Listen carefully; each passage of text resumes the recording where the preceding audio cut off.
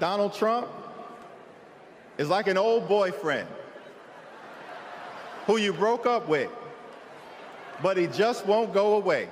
Because we know that Donald Trump would sell this country for $1 if it meant lining his own pockets and greasing the palms of his Wall Street friends. He would probably sell it for some toilet paper, because from those evidence photos we saw at Mar-a-Lago, I ain't seen none.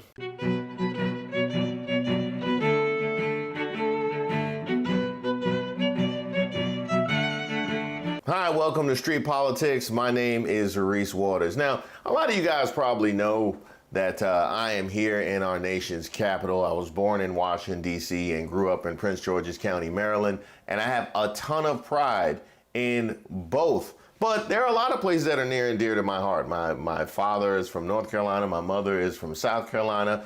My wife is from Ohio. We go to all three of those all the time. The Bay Area is like my favorite place on the planet. I love Canada. Favorite place to do comedy, Seattle and Indianapolis. There are a ton of places that are near and dear to my heart. However, I have spent most of my adult life in New York City. I went to college in New York City. I came of age in New York City. So there is something that happens inside me when a New Yorker starts talking that talk.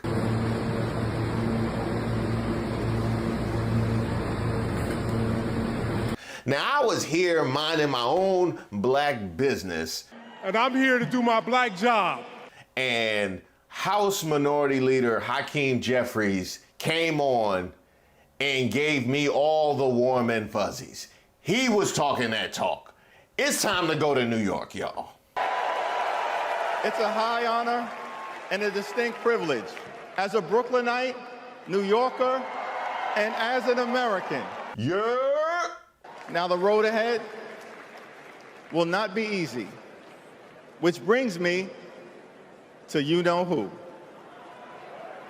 Donald Trump is like an old boyfriend who you broke up with, but he just won't go away. He has spent the last 4 years spinning the block, trying to get back into a relationship with the American people. Bro, we broke up with you for a reason.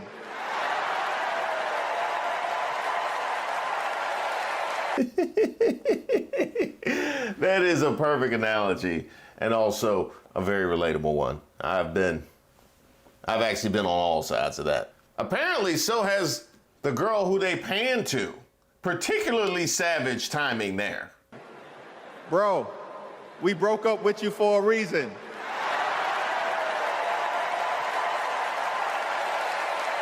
Trump was the mastermind of the GOP tax scam, where 83% of the benefits went to the wealthiest 1% in America. Trump failed our country during the COVID-19 pandemic. Trump is a chaos agent who is focused on himself, not the American people. Trump tried to destroy our democracy by lying about the election and inciting a violent mob to attack the Capitol. Trump put 3 extreme justices on the Supreme Court who destroyed Roe v. Wade. We broke up with you for a reason. Donald Trump can spin the block all he wants, but there's no reason for us to ever get back together. Been there, done that, we're not going back. He cooking. He cooking.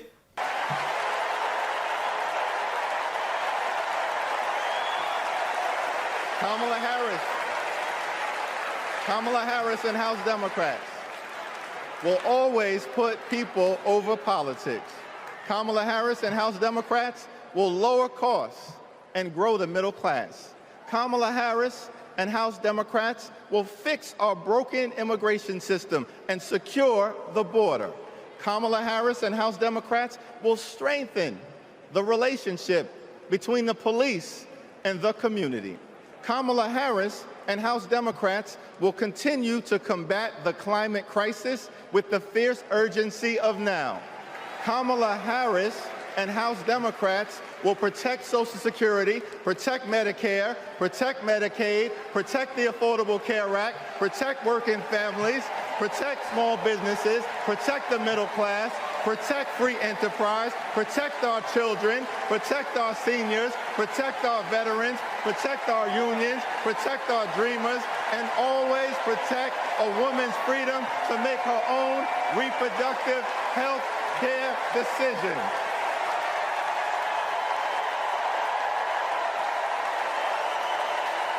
The extreme MAGA Republicans want to divide us. But the Constitution promises equal protection under the law. We are one nation, under God, indivisible, with liberty and justice for all.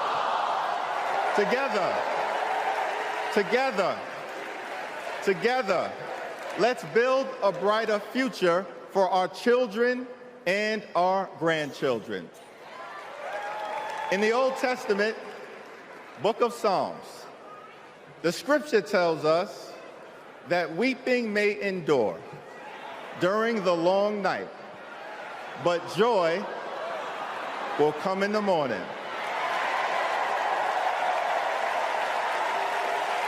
Now, Hakeem Jeffries, now you stunting. Come on, you know MAGA don't know no scripture. They don't know no scripture. I bet that ain't even in the Trump Bibles. Here's how we do it. Strategize on Sunday. Meet the moment on Monday. Take it to them on Tuesday. Work it out on Wednesday. Thank the Lord on Thursday. Fight the power on Friday. Set it off on Saturday. Get a few hours of sleep, wake up the next day, and do it all over again until joy, joy, joy comes in the morning.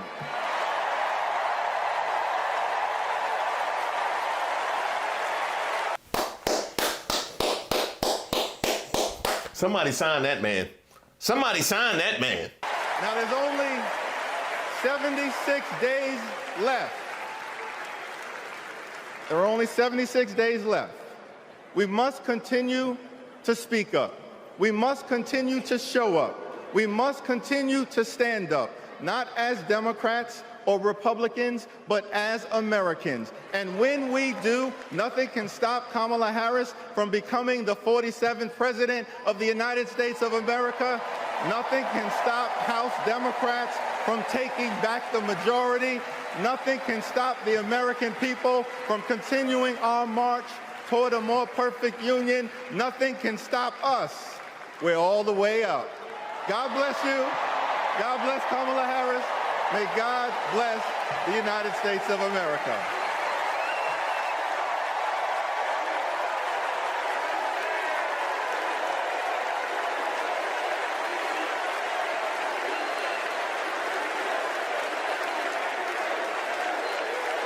Quick question. When politicians start quoting my era of music, does that make me old?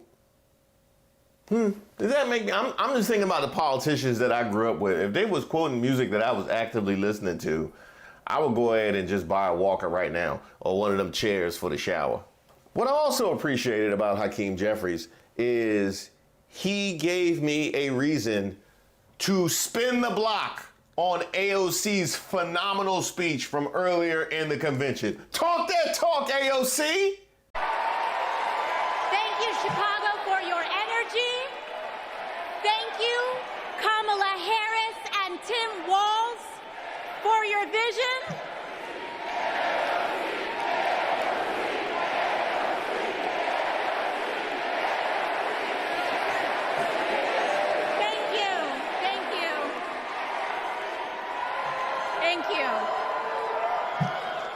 Thank you, Chicago, for your energy. Thank you, Kamala Harris and Tim Walz, for your vision. And thank you, Joe Biden, for your leadership.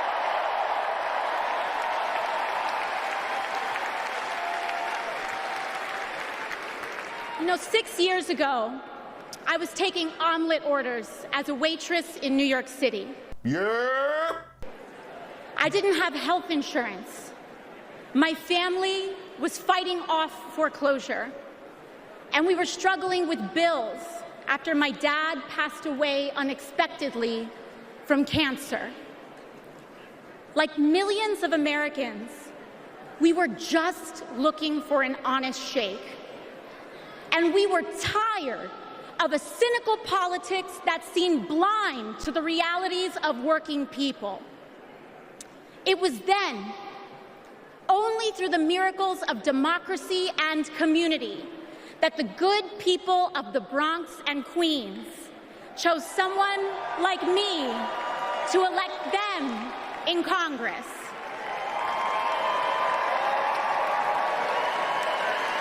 And America, in my heart, I know from that same cloth of hope and aspiration, we will also elect Kamala Harris and Tim Walz as President and Vice President of the United States of America. I am here tonight because America has before us a rare and precious opportunity. In Kamala Harris, we have a chance to elect a president who is for the middle class because she is from the middle class. Wow, that is a novel concept. Imagine that, a person from your class having an identification with those struggles. That's crazy. She understands the urgency of rent checks and groceries and prescriptions. She is as committed to our reproductive and civil rights as she is to taking on corporate greed. And she is working tirelessly to secure a ceasefire in Gaza and bringing hostages home. No doubt something that had to be brought up and something that is front and center in her mind, and probably something that they had to have a lot of conversations about when they were deciding who they were going to get behind and who was going to speak and what exactly they were going to say. Touche. In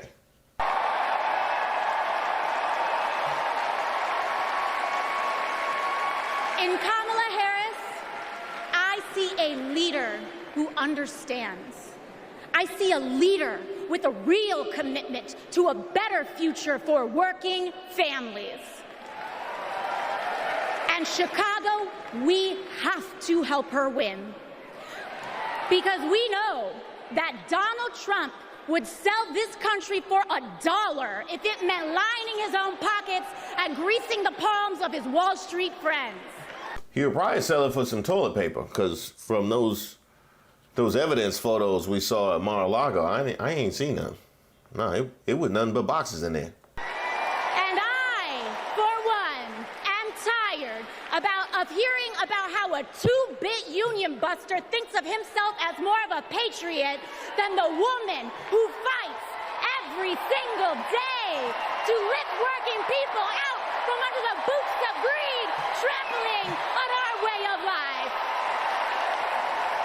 One more time for those in the back. And I, for one, am tired of hearing about how a two-bit union buster thinks of himself as more of a patriot than the woman who fights every single day to lift working people out from under the boots of greed, trampling on our way of life. One more time for those in the bathroom, waiting on toilet paper.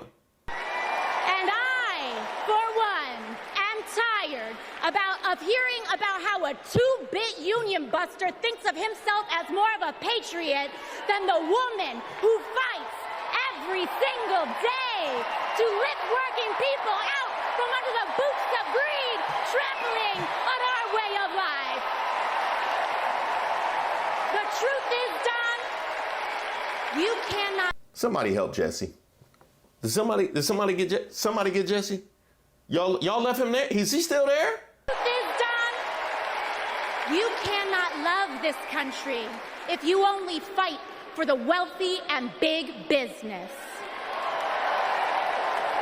To love this country is to fight for its people. All people, working people, everyday Americans like bartenders and factory workers and fast food cashiers who punch a clock and are on their feet all day in some of the toughest jobs out there. You know, ever since I got elected, Republicans have attacked me by saying that I should go back to bartending. But let me tell you, I'm happy to any day of the week because there is nothing wrong with working for a living.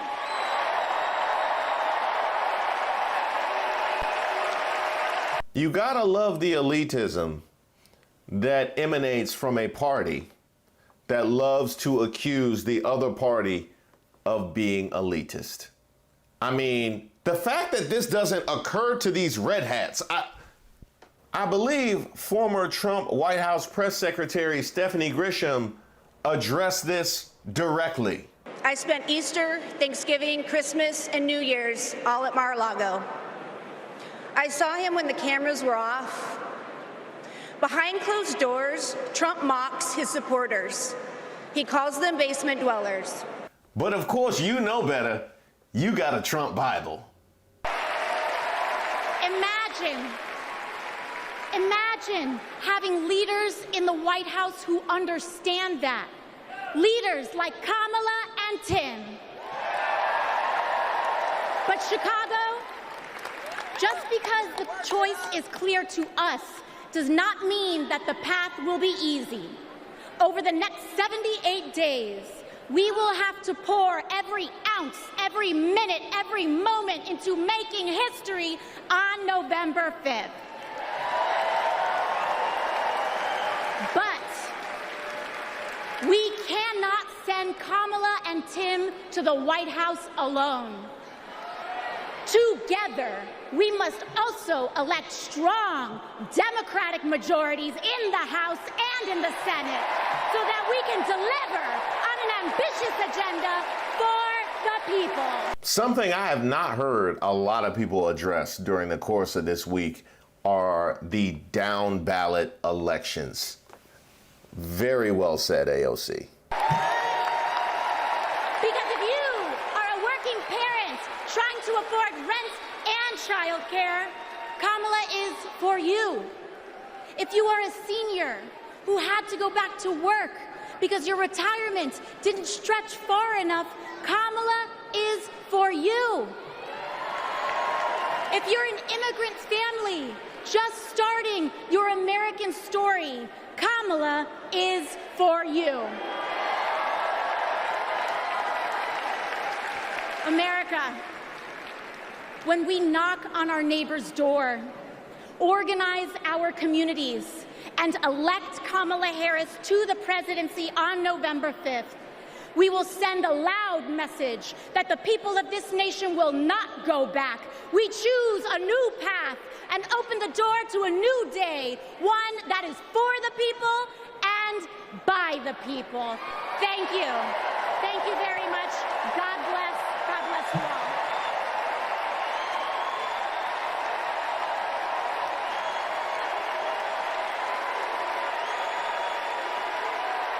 Phenomenal. It hit all of the right notes and it checked all the boxes to making me feel whole again. I feel like I got my New York fix. Like I just ate 2 chopped cheeses, like back to back. That was beautiful, and it really gives me so much confidence moving forward in the future of this party. From Hakeem Jeffries to AOC to Jasmine Crockett to Wes Moore to Pete Buttigieg, they set it off. We ready. Sincere thanks to everybody who's reached out to me and submitted suggestions for videos. Keep them coming. I take submissions for ideas for a video, suggestions for Racist of the Week. If you have something that just troubles you, or you just want to send me a note, because I love getting those notes. Go ahead and shoot me an email at reese@reesewaters.com. I also have a newsletter that I send out periodically, so you'll be receiving that as well. You can also sign up on my website, reesewaters.com.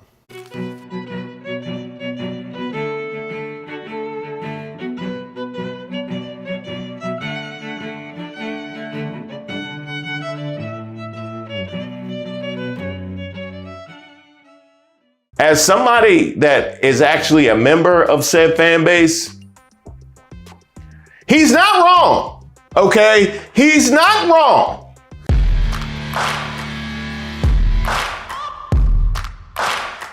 Welcome to Racist of the Week, where we expose the stupidity and hypocrisy of discrimination in hopes we can build a more perfect union. And also, laugh. As usual, I would like to thank today's sponsor, Racism. And don't forget to like and subscribe to the page, and definitely leave me any possible suggestions for nominees in the comments.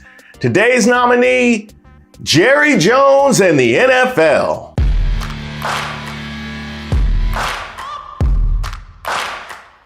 No, don't. That's not right. No, the NFL cannot be racist because they sing in the Black National Anthem, before all the games. Well, how about the reaction? Lift every voice and sing till earth and heaven.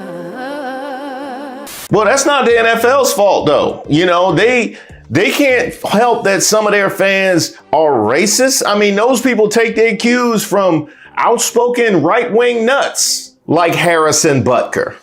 That's not the kitchen. That's not the kitchen. Speaking of which, the NFL just showed how accepting they are to all different kinds of points of view and understanding of players using their platform to spread their message. Conveniently after we as a country have normalized open racism, misogyny, and homophobia.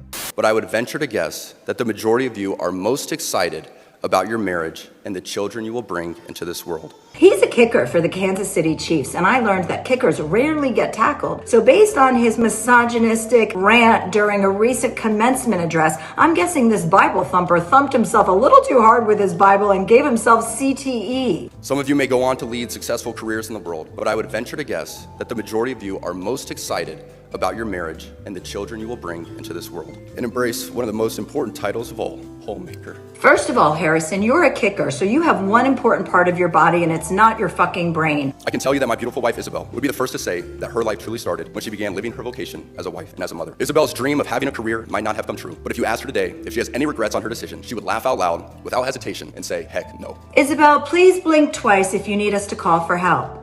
But the real kicker is that Harrison Butker's mother is a renowned physicist who has a degree in chemistry and a master's in medical physics. So, who paid for all those youth athletic team fees and uniform fees and equipment fees when Harrison was a kid so he could grow up to have a career making millions of dollars for fucking kicking things? My guess is a working woman.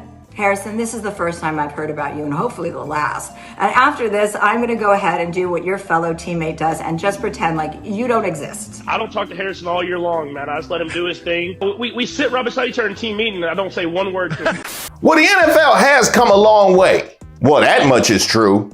I mean, Marlon Briscoe, the first black starting quarterback in the Super Bowl era, wasn't quarterbacky and setting multiple records at the University of Nebraska, Omaha. So the Denver Broncos put him at cornerback. That's right, they put my man on defense. So wasn't no water boy positions that was available. They didn't want him to seat people at Mile High Stadium. Put him at cornerback. After throwing for 14 touchdowns and only 5 starts and rescuing the team in the process, it had to get to that point for them to even give him an opportunity. And by the way, those are franchise rookie records.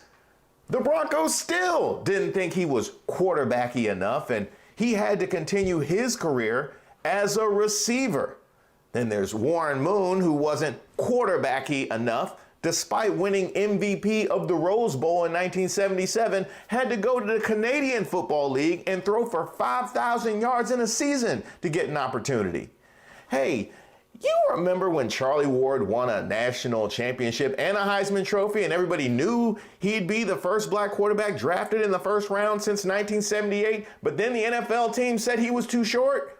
So he played 12 seasons in the NBA, you know, the league that's built around height instead? Yes, I do, Michael Harriot. I definitely do. What do all these athletes have in common? Because it definitely isn't dual threat. If Warren Moon started running in 1977, he still wouldn't have a first down. But this was just last year. This is what we do, and Rich, but I want my quarterbacks to be quarterbacky. And to me, Lamar Jackson's just a great athlete, and he's done a really good job, and he had a great game against the 49ers. Prisoners of the moment. He is not the MVP. Hell, that video could have been an hour long. I'm a football fan here in DC, where the founder of the team that used to be the Redskins, which is a convenient place to start, by the way, George Preston Marshall, was so racist, his name had to be pulled from all official team material, as well as his name from the stadium's Ring of Fame, from the team that he founded. Marshall was an avowed segregationist and the last NFL owner to allow black players on the team. Yeah, a football team. He did so only in 1962 after President Kennedy's administration threatened to evict the team from playing in the stadium, which was built on federal property. So if you're scoring at home, he was willing to lose the team in order to keep a football team all white. That is some championship level racism right there. That's Super Bowl level racism. Even when Marshall died in 1969, his will stated that none of his estate was to go to any institution that backed school integration. He was racist from the grave, and his racism even outlived him. Fight for Old Dixie was in the fight song that I sang as a kid. Which brings us to current day, the team that is now the Commanders, which remains trash. I know eventually they'll get rid of it, but I mean, how do you expect us to get excited for the football team only to come to the table and realize that we are still the Commanders?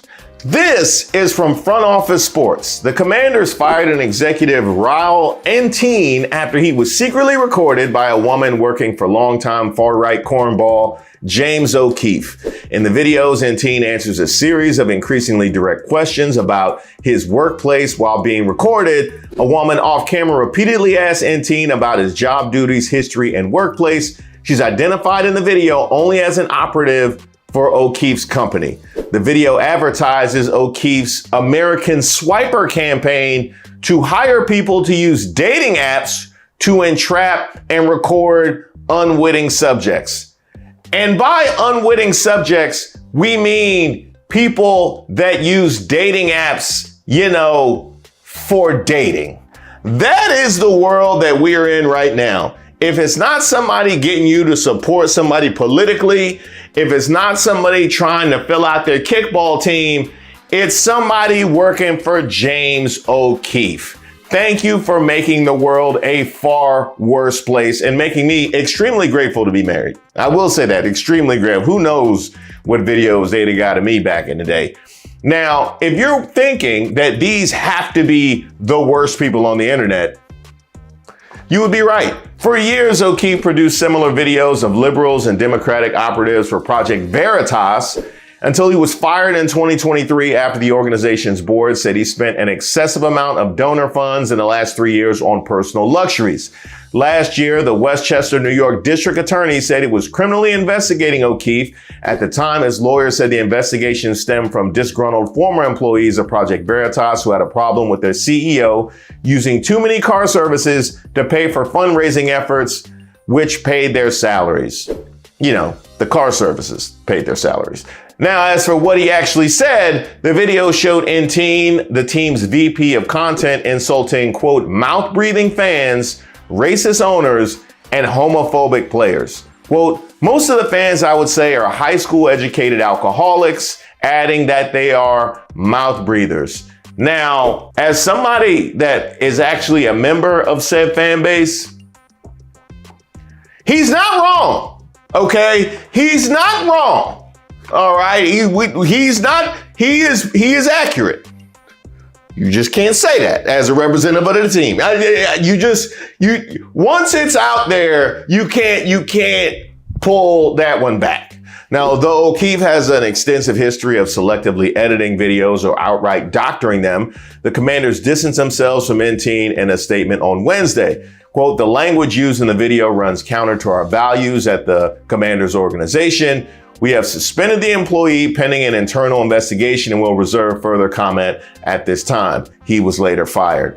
NT's LinkedIn page says he was hired by Washington as Senior Director of Content in 2020 before current owner Josh Harris purchased the team after working for the XFL and the New York Jets. Well, there it is right there. I mean, this is some XFL New York Jets stuff. Not to mention he was a Dan Snyder hire. You can't expect a Dan Snyder hire to operate in any other way. Now, he locked his social media accounts after the publication of the video, did not immediately respond to a request for comment.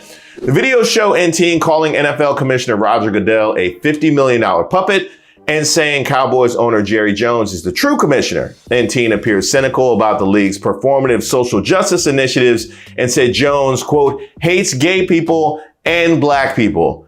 What? Jerry Jones hates black people. Not the Jerry Jones who was identified with a mob opposing the integration of schools. Not that Jerry Jones. Not the Jerry Jones who called Trump the hardest worker he's ever seen. I am shocked. As for him calling the NFL's social justice efforts performative, to object to that, you would have to think that these owners have had a come to Jesus moment and completely reconstructed who they are on the inside in the course of the last few years, while also maintaining little to no progress when it comes to integrating their upper offices and their upper management. Yeah. Now, is that good or is that bad? Well, I will say this. Performative gestures in and of themselves aren't bad per se. You would have to say, oh, well, is it better if they were just like openly hostile and like openly racist, as opposed to letting them sing the Black National Anthem and riling up all of MAGA? And that is a fair point. However, if those performative justice efforts then provide you cover for you to continue to operate the way that you were operating, then it's extremely problematic and damaging. It'd be like if you start coming home with flowers and candy for your spouse on the regular, just to turn around and leave at 11 p.m. and stay out all night the way that you used to. Where you been all night? That bouquet of roses says I do what I want to. NT said the team's black players are from a community that is inherently very homophobic and repeatedly referred to players suffering from head injuries. Perhaps the most interesting moment in the videos comes when NT appears to admit being pressured into lying through the team's official social media accounts. He recalled an infamous incident in 2021 when sewage rained on Washington fans and he had to tweet that it was actually water, spin he referred to as state-run media.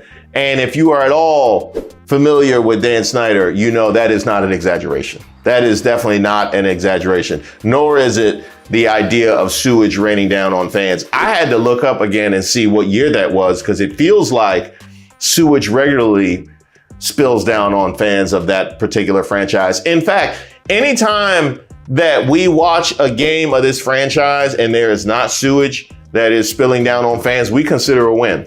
We consider that anytime that this franchise is not trending for something going horrifically wrong with the stadium, we consider a win. Yeah. We went 7-10 last year. As for the issues at hand, head trauma is something that's going to be a continual point of discussion moving forward, considering how little we know about the long-lasting effects. However, the fact that he is that concerned about it tells you it is a very real thing. As far as homophobia is concerned, well, we have seen the volume of players to come out after they no longer had to be in those locker rooms. So that should tell you a whole lot about how open and accepting an environment it in fact is. As far as the racism is concerned, well, we know the history, and we also see what your board's looking like. We also see what your management's looking like, and we also see what your coaching ranks are looking like. So as far as I'm concerned, between James O'Keefe and this woman and the NFL and Jerry Jones and these fans on social media, there is one honest person in this entire story, and he was fired for it. Thank you guys so much for watching the video, and especially those of you that have liked and subscribed to the page. Did y'all know I had a website? I know, it's so kind of old-fashioned these days. Yes, I have a website, reesewaters.com. There you'll find my most recent work, but also my past work if you want to know a little bit more about me. You'll also find a portal where you could sign up for my newsletter. You could also sign up by sending me an email at reese@reesewaters.com. You could also send me any suggestions for ideas, something I need to take a look at, or you just want to say hello. And by the way, if you go to the website now, you'll find a little something special. That's right, we got merch. There's mugs there, there's t-shirts there, there's hats there, repping street politics, troubled waters, and of course, Racist of the Week. Where would we be without Racist of the Week? I don't know that I would have any content.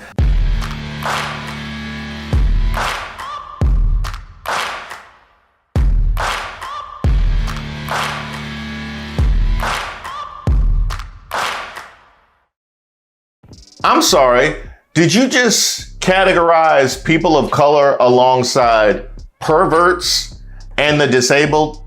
Is that what I just heard?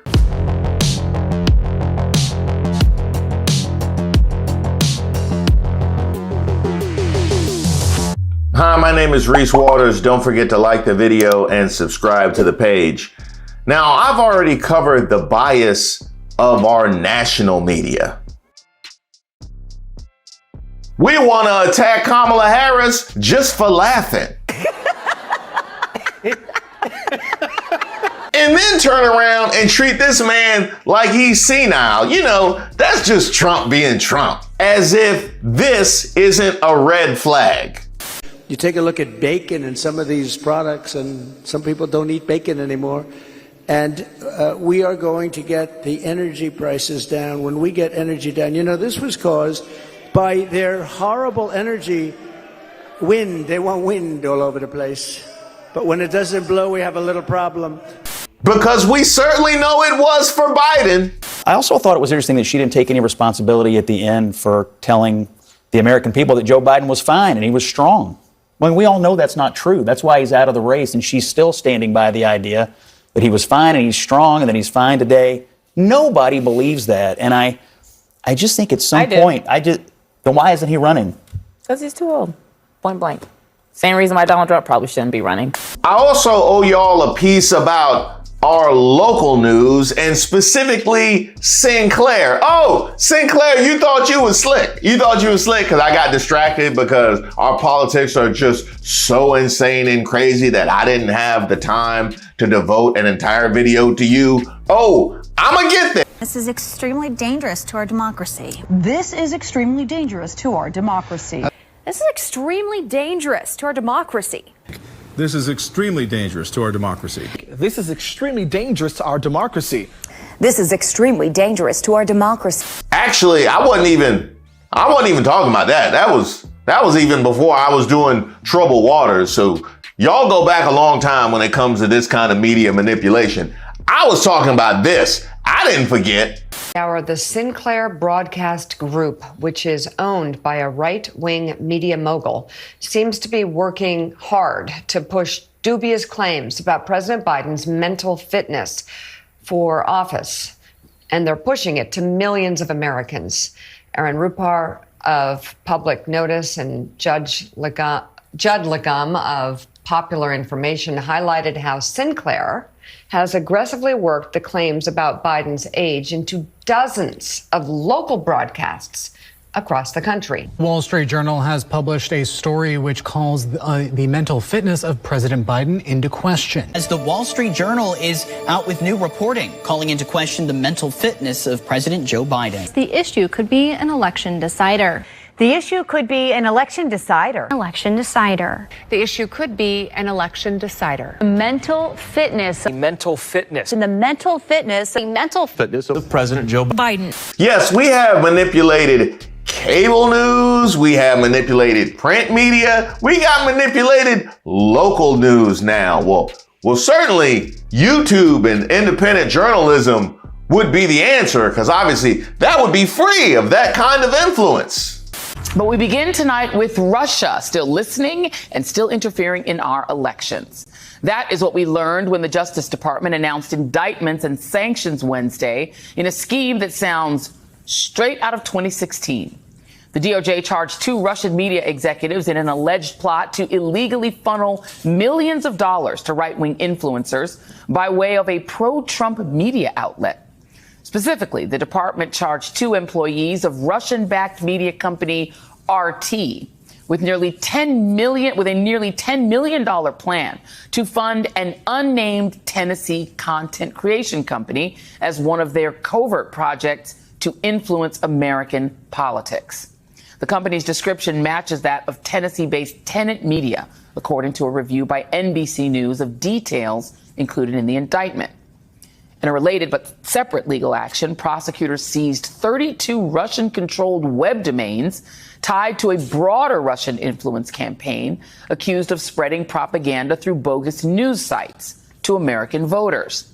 An affidavit supporting seizing the domains showed information detailing a series of topics Russian actors wanted amplified in the influencers' content. Things like encroaching universal poverty, record inflation, the halting of economic growth, unaffordable prices for food and essential goods, risk of job loss for white Americans, privileges for people of color, perverts, and the disabled. I'm sorry, did you just categorize people of color alongside perverts and the disabled? Is that what I just heard? People of color, perverts, and the disabled. Is that what I just heard? Also of note here, item number 2 was risk of job loss for white Americans. Ooh, we not talking about the black jobs no more, huh? No, this is not, we're not concerned about black jobs no more. Risk of job loss for white Americans. Constant lies of the U.S. political party administration about the real situation in the country. Threat of crime coming from people of color and immigrants, including new immigrants from Ukraine. Okay, I gotta stop us right there again. Okay, so the whole idea of the migrant crime epidemic really speaks to the immigration issue and the need to have secure borders.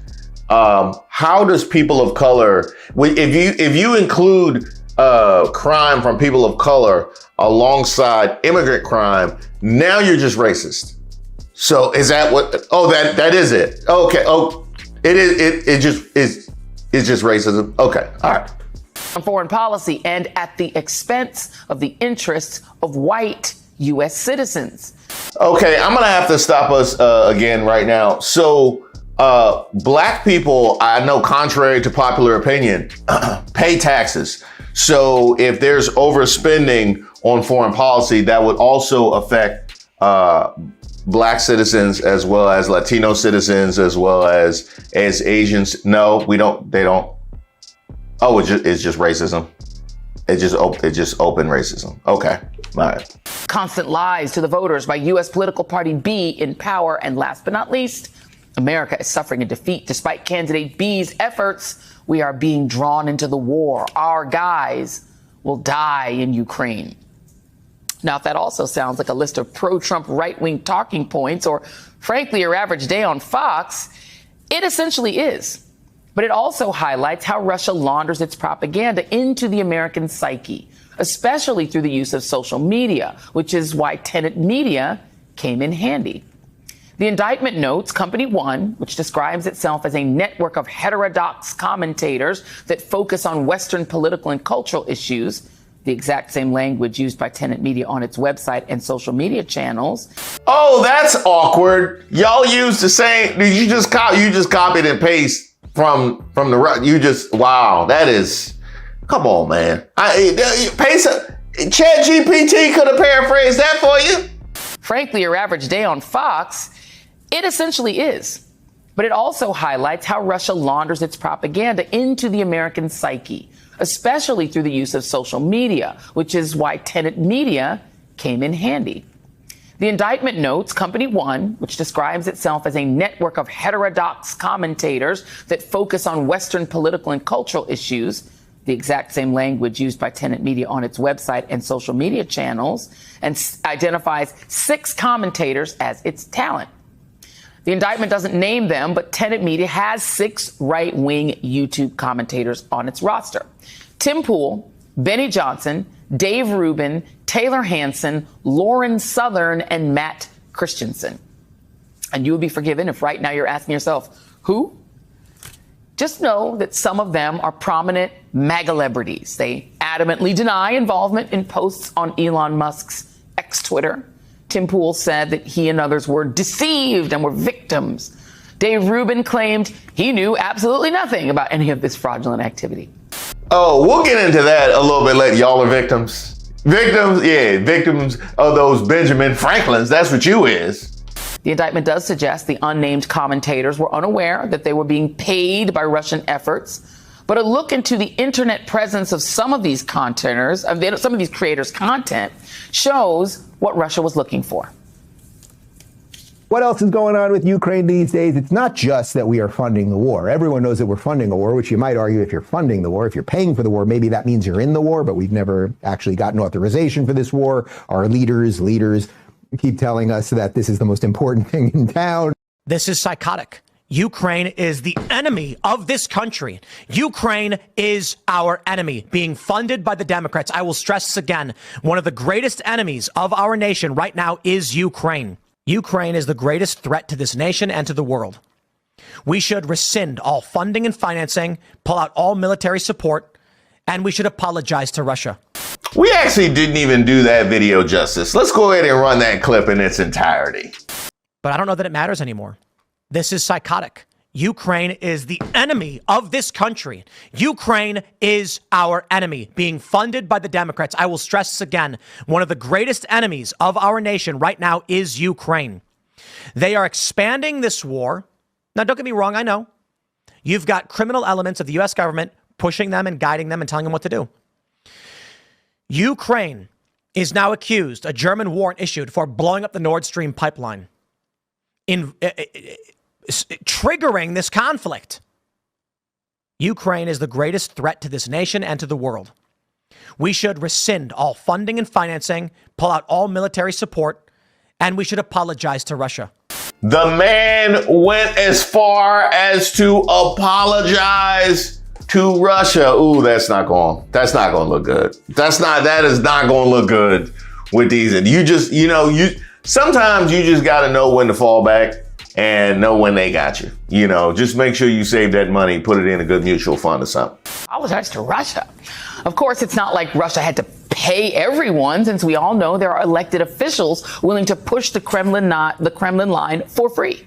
Vladimir Putin has not said he wants to go march across Europe and take Europe. And the reality is Ukraine is not even a NATO member nation. But if you want to know something, Lloyd Austin and the others here, more than anything, want to send your uncles, your cousins, and your sons and daughters to the front lines in Ukraine. I will not vote for one more dollar to Ukraine. I will not vote for one more piece of materiel to Ukraine. We are far too entangled in this conflict. I believe we have extended this conflict. What's in America's best interest is to accept Ukraine is going to have to cede some territory to the Russians, and we need to bring this war to a close. I don't know, Joy Reid. You might be giving them too much credit. I think maybe we haven't connected all of the dots yet, although I wouldn't put it past Marjorie Taylor Greene and Matt Gaetz to be out here doing that work for free. I know you might have been surprised not to see former Fox host Tucker Carlson in there, but he does make an appearance in the Justice Department's indictment, just not by name. The indictment reveals that one of the indicted RT employees shared a video of a well-known U.S. political commentator visiting a grocery store in Russia, a likely reference to Tuckum's infamous Moscow shopping trip in which he marveled how much better it was shopping in the dictatorship than shopping at home, ahead of the interview in which he did everything but literally sit in Vladimir Putin's lap and hug him like he's Santa Claus. Later that day, a producer messaged the company founder saying, "They want me to post this," adding, "It just feels like over shilling." The two founders of the media company are also unnamed in the indictment, but Tenet Media is registered to two people named Liam Donovan and Lauren Chen. Chen was fired from her job as a commentator for right-wing Blaze Media. She had contributed to videos to its Blaze TV. It seems the reality of it all is you hear these narratives. Ukraine is our true enemy, or the economy is doing so terribly, it's in ruin, in spite of ample evidence to the contrary. How the white man is falling behind because the government is giving preferential treatment to blacks and brown people. Remember the twin boogeyman of DEI and critical race theory? You hear these things and you think, yeah, these are just right-wingers being the miserable wretches that they always are. When it turns out, they might also be getting cash apps from Mother Russia to say it. But it's not like some genius idea, right? The Russians are just banking on the things that right-wingers are already hopped up about in order to scare white American voters into voting for the candidate Vladimir Putin wants to win. Now, it's at this point I have to feel particular shame for right-wingers. Not that they are capable, but those of you that were echoing these talking points, this anti-DEI and anti-CRT and the whole crime wave and things like that. And yes, I'm talking about you, Fox News. The fact that even the Russians realize that this is a useful tool to sow discord and nothing more really eliminates all validity from the words that are coming out of your mouth. Even the Russians, by virtue of the money that they are paying in order for you to spew this nonsense, are also ceding it's all garbage. Because if it wasn't, they wouldn't have to pay you to say it. Now would they? And no surprise, his preferred candidate is this guy. Russia, you had a relationship with them and North Korea and the mullahs and But nobody was tougher with Russia than me.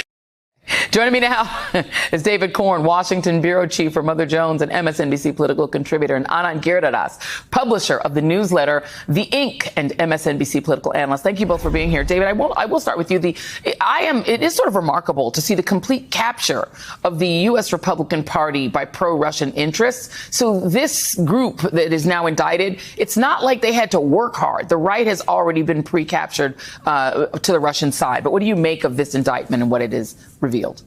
Well, we got to look at this a little bit in historical context. This isn't coming out of nowhere.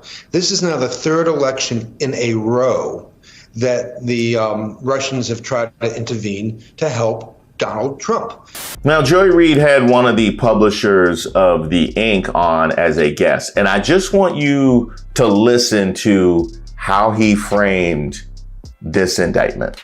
Yeah, and Anand, that's where I want to come to you because, you've tailed with some of these folks who were annoyed that you were criticizing the billionaire class. But I mean, to me, getting at these people who a lot of people who are watching this show probably don't even know who Tim Pool and these people are. But that is because they are trying to capture a much younger demographic. They're sort of taking that Russian capture and then marketing it down to younger and younger receivers of information.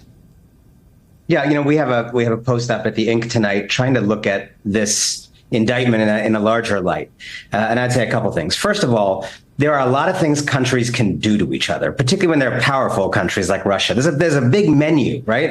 Binders full of choices available to Vladimir Putin, right? You can take out power grids. You can do stuff on banking systems. You can bomb things. You can do assassinations, the whole slew of things.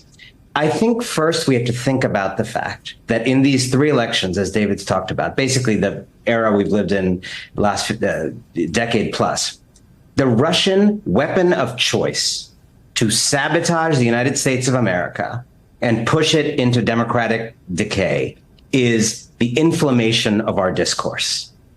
right? I think that's really significant. Like, I don't think these operations necessarily have tilted elections or have that enormous an effect. We have our own problems in this country that we don't need Russian help to create, but it is their judgment of our Achilles heel that is so revealing here. And when you look at some of these people, these very inflammatory people who they've been funding, it makes you realize, like regular people at home, you are being manipulated to hate your neighbor more than you otherwise would. You are being manipulated to feel like everything is hopeless. You are being manipulated into these positions.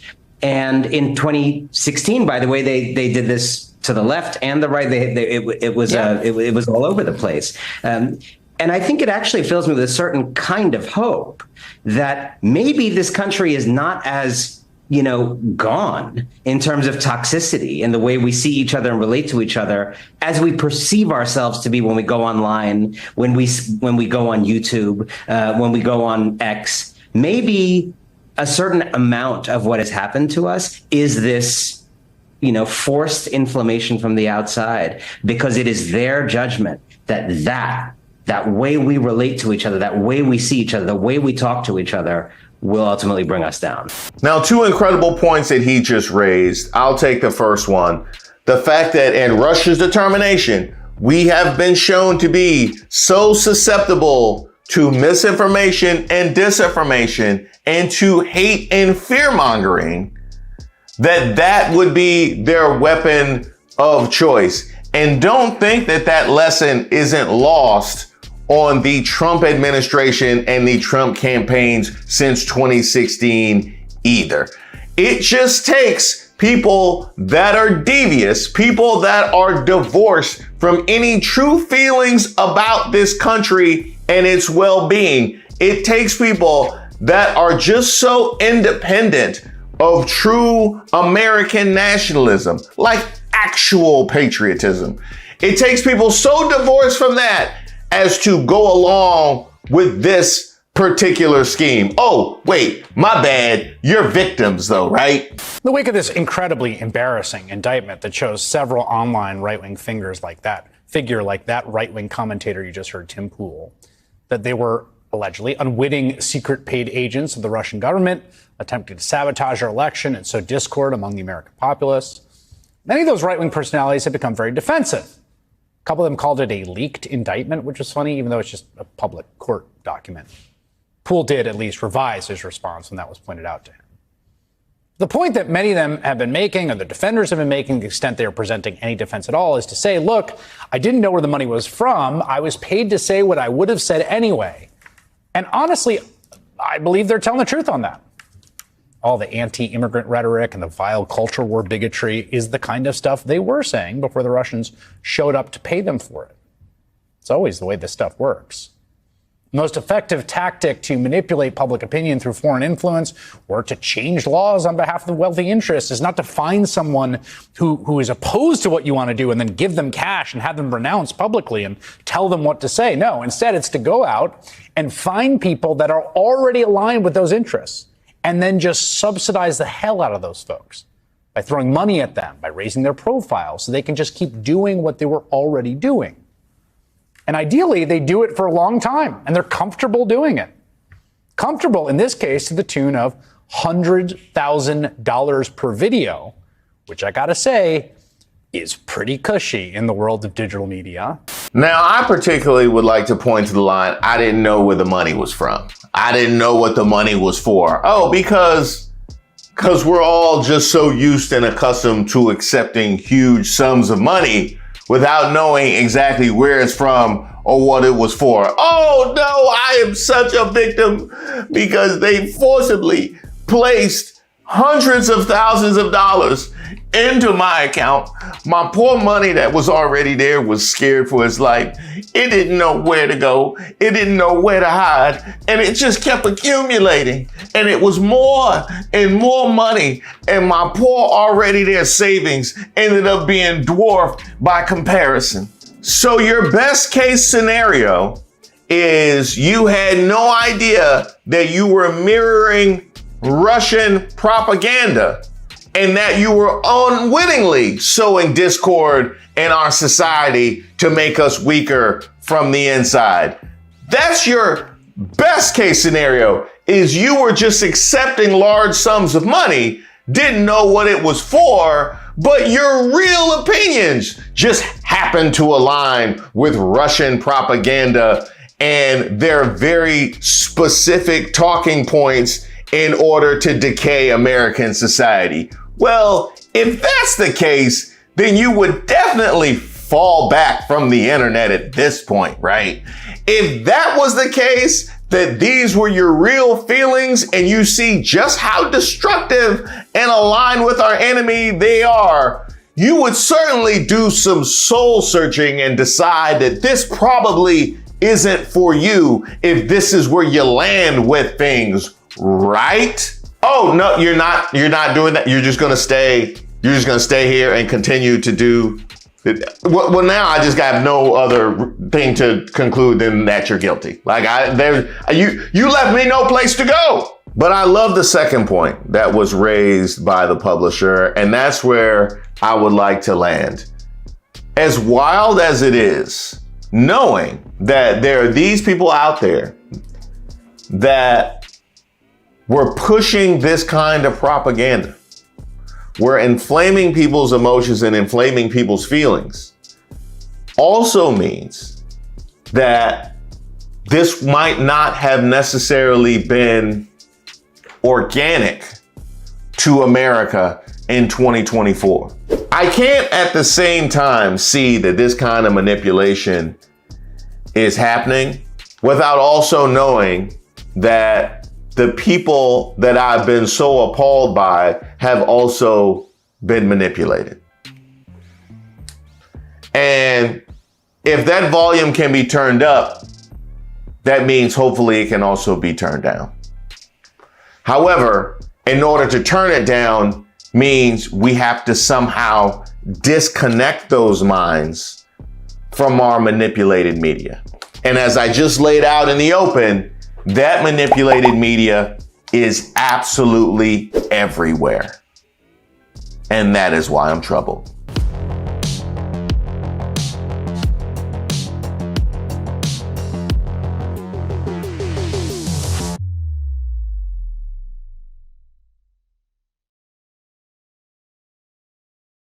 Quote here, Livingston said Robinson usually came in with a pizza, purchased a preview of an adult film, and went into a private booth to watch it and eat. I'm sorry, did he said pizza, right? Pizza? You came in with like a whole pizza?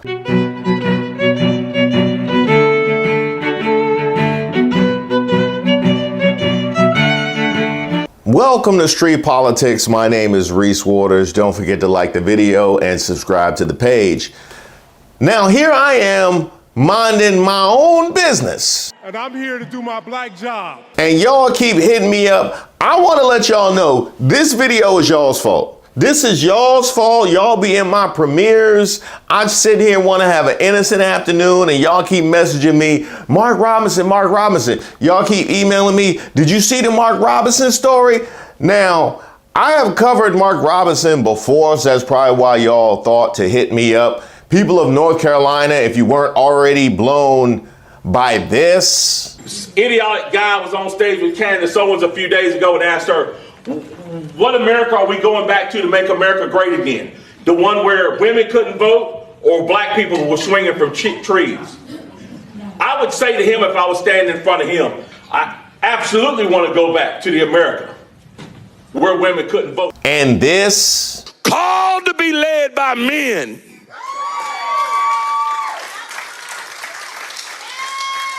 God sent women out when he was supposed to do, when they had to do that thing. But when it was time to face down Goliath, sent David, not DeVita, David. And this? Everybody knows that abortion in this country is not about protecting the lives of mothers. It is about convenience. It is about abortion on demand. That is exactly what it's about. It's about killing a child because you aren't responsible enough to keep your skirt down. And this? Some liberal somewhere is going to say that sounds awful. Too bad.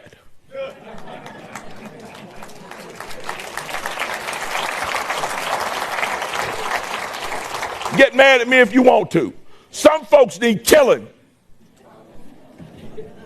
It's time for somebody to say it. It's not a matter of vengeance. It's not a matter of being mean or spiteful. It's a matter of necessity. Yes! I'm wore out, I'm tired. But here it is. Whenever I think about being wore out, being tired, you know, somebody get this on their phone and probably end up on Facebook with it. I ain't no little weak gymnast that quits when you go and get stuff.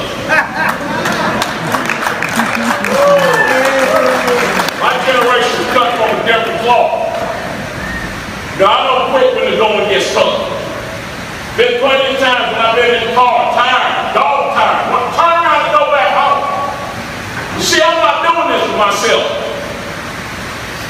I'm not like somebody out there flipping around on TV on some monkey bars out there trying to get a gold medal for myself. And this Robinson have the 2021 North Carolina Republican Party convention when you told a bunch of white people that black people owed reparations for slavery. Oh, they clapped and they clapped.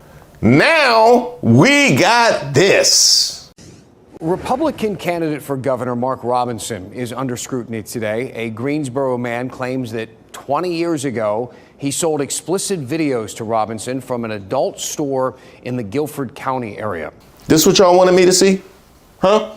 Is this what y'all wanted me to see? This is how y'all wanted me to spend my afternoon? I don't even know if I can watch this. Church is coming up. You know what? Let me see what they're talking about. Robinson's campaign denies these allegations. WRAL state government reporter Paul Spey tells us now how these allegations even came to light in the first place. A man named Louis Money says he worked at a couple of adult film stores in the 1990s and early 2000s, and that Mark Robinson was a regular customer. The online publication The Assembly first reported on this story earlier today. Robinson was elected lieutenant governor in 2020 and is now running for governor, and he's courted conservative voters by speaking at churches and calling on schools to get rid of books with what he calls pornographic material. Now, Money, the Greensboro man, says he worked at a couple of places that sold such material, Gents Video and News and I-40 Video and News. Okay, Gents and I-40. All right, keep going. It was way before the internet, and he would come in and preview movies. And, we developed a friendship. He would bring pizza. Money told us he thinks it's funny that someone he says he used to sell videos to could actually be governor someday. So we made a song about it with members of his band who called themselves the Trailer Park Orchestra. And Money insists he's not trying to tear Robinson down. For one, it was 20 years ago, Number two, it wasn't like he was doing anything illegal. He should be judged on everything else, but he should not be judged for this. Okay, I'm gonna have to stop you right there, dog. He should be judged on everything else, but not for this. Why is this excluded from the things that he's judged on? I will tell you this. If this was a person that came at us like, yeah, this who I am, with the greasy hands, then this is something that you would come to expect. There's no reason to have any sort of reaction to this kind of thing. But when you come at us like the preacher's little brother, you know what I mean? When you come at us like the rejected altar boy, then you will be judged. Kind of reminds me of the reaction to the Tiger Woods story. Tiger never said he was good at marriage. He just said he was good at golf. He put the ball in the hole. Now, Robinson wrote in his book about some of his behavior from before he became a Christian. As for visiting these adult stores, though, we asked Robinson's campaign about him. Mark Robinson, he stood right there and he addressed the economy, education, and how to make North Carolina better. But what he did not address is what his campaign is calling a fabricated story. On Tuesday, the online news site The Assembly put out this story. A man named Louis Money says he worked at a couple of Guilford County adult film stores in the 1990s and early 2000s. Oh, they got pictures together? That's your man's. And that Mark Robinson was a regular customer. Money told WRAL he has no agenda to hurt Robinson's chances for governor. Nobody's put me up to anything. I am very little into politics. Several hours later, after the article was published, Robinson showed up at the Crossroads Grill in Siler City for a campaign stop. Robinson has appealed to voters by speaking at churches and calling on schools to get rid of books with what he calls pornographic material. Tonight, he greeted the crowd, took pictures, and laid out his plan on why he should be the next governor of North Carolina. Mr. Robinson, Julian Grace with WRAL. A couple questions for you. And after it was over, we asked Robinson about claims that he was a regular at adult stores 20 years ago. He refused to take our questions. However, Robinson's campaign forcefully rejected the claims made in the story, calling it, quote, Democrat activist fan fiction in a statement. I'm gonna have to stop you right there, Mark Robinson. Fan fiction? Fan fiction. People write fan fiction for things they want to see. I don't know why you thought anybody wanted to see that. I don't even want to be thinking it. When asked about visiting adult stores back in the 90s and 2000s, a spokesman for the campaign said it's a categorical no to all the ridiculous allegations made by the assembly. Here's what we do know. Robinson wrote in his book about some of his behavior before he became a Christian. But his campaign says the claims in this article are not part of his journey. Now, here's where you messed up, because you admitted that you were a backslider. If you a backslider, be a backslider. You know, if you a backslider, be a backslider. Why you putting guardrails on your backsliding? You already said that you used to creep here, there, and everywhere. Now you want to exclude places? I myself used to be a backslider. And if you come to me and say, hey, you remember that time that you came out from behind the curtain at the video store with a slice of green pepper? I'd be like, no. But yeah. I'm not saying it didn't happen. I just don't remember. Well, on the bright side, Mark Robinson, at least it didn't get picked up by the national media. North Carolina's upcoming governor's race is much less competitive than you might expect, thanks to this man, Mark Robinson. He's already been elected statewide, by the way. We've covered him before on the show. He is the current Republican lieutenant governor of the state of North Carolina. He might just be the worst nominee his party has put forth for major office in recent memory, and that is really saying something. In 2018, Robinson posted that this foolishness about Hitler disarming millions of Jews and then marching them off to concentration camps is a bunch of hogwash. He also said the movie Black Panther was, quote, created by an agnostic Jew to pull the shekels out of your Sforza pockets, using the Yiddish words for money and black. Everybody knows that abortion in this country is not about protecting the lives of mothers. It's about killing a child because you weren't responsible enough to keep your skirt down or your pants up. There's no reason anybody anywhere in America should be telling any child about transgenderism, homosexuality, any of that filth. And yes, I called it filth. So that guy who's talking about pulling the shekels out of your pocket, that guy, he is currently one of two men who will run the state of North Carolina. There's only two people on the ballot, right? Major parties. His whole backstory is that he found Jesus in the 1980s and slowly but surely reformed his sinful ways. He's now an agent of sort of avowedly Christian nationalist movement working to create a kind of right-wing theocracy in America. This week, we did get a little more insight into his past. According to a new report from the Assembly in North Carolina, which has not been confirmed by NBC News, 6 men, yes, 6 men, there are 6 sources to this piece, say Robinson was a regular customer at multiple adult video stores, often paying to view or purchase pornography as frequently as 5 nights a week. It's practically a job. Now, I'll be honest. I should be the last person to judge Mark Robinson for something like this. I am the same guy who, at 13, had his parents threaten to take his door off the hinges. But 5 nights a week in public? That's not practically a job. That's full time. That is full time. They will have to issue you tax documents for that amount of time that you have clocked in. Now, Robinson's campaign denies these allegations strenuously. A spokesman called the allegations a word we cannot repeat. He called the journalists reporting the story degenerates. But again, multiple named sources on the record, men who either worked at or frequented those stores, including the owner, tell a different story. One guy named Dan Livingston, who again went on the record with his actual name, told the Assembly he used to see Robinson frequent a shop called The Grove. The Grove. Okay, we're going to add The Grove. Quote here, Livingston said Robinson usually came in with a pizza, purchased a preview of an adult film, and went into a private booth to watch it and eat. I'm sorry, did he said pizza, right? Pizza? You came in with like a whole pizza, So you just put it on to eat your pizza just like as ambiance, like the way that people might put on the game or the way people might put on the news just for some kind of ambiance. That was your ambiance for eating, for dining? Are you allowed in restaurants? Like, what do you do when you're actually at a restaurant? You go with the headphones and your phone? Like, it's a free country, okay? We should know it, of course. Consenting adults have the right to purchase some pizza and then go and produce or purchase that kind of material, pornography, at least for now. Although I should say, Donald Trump's friends at Project 2025 actually want to change that. Quoting again, pornography should be outlawed. The people who produce and distribute it should be imprisoned. Now, I don't think it's super likely that Mark Robinson, who again, in this article with 6 sources, including a named source, said that he would go frequent this shop 5 nights a week, often with pizza, that he will win his election. 6 sources! 6 sources! He said 6!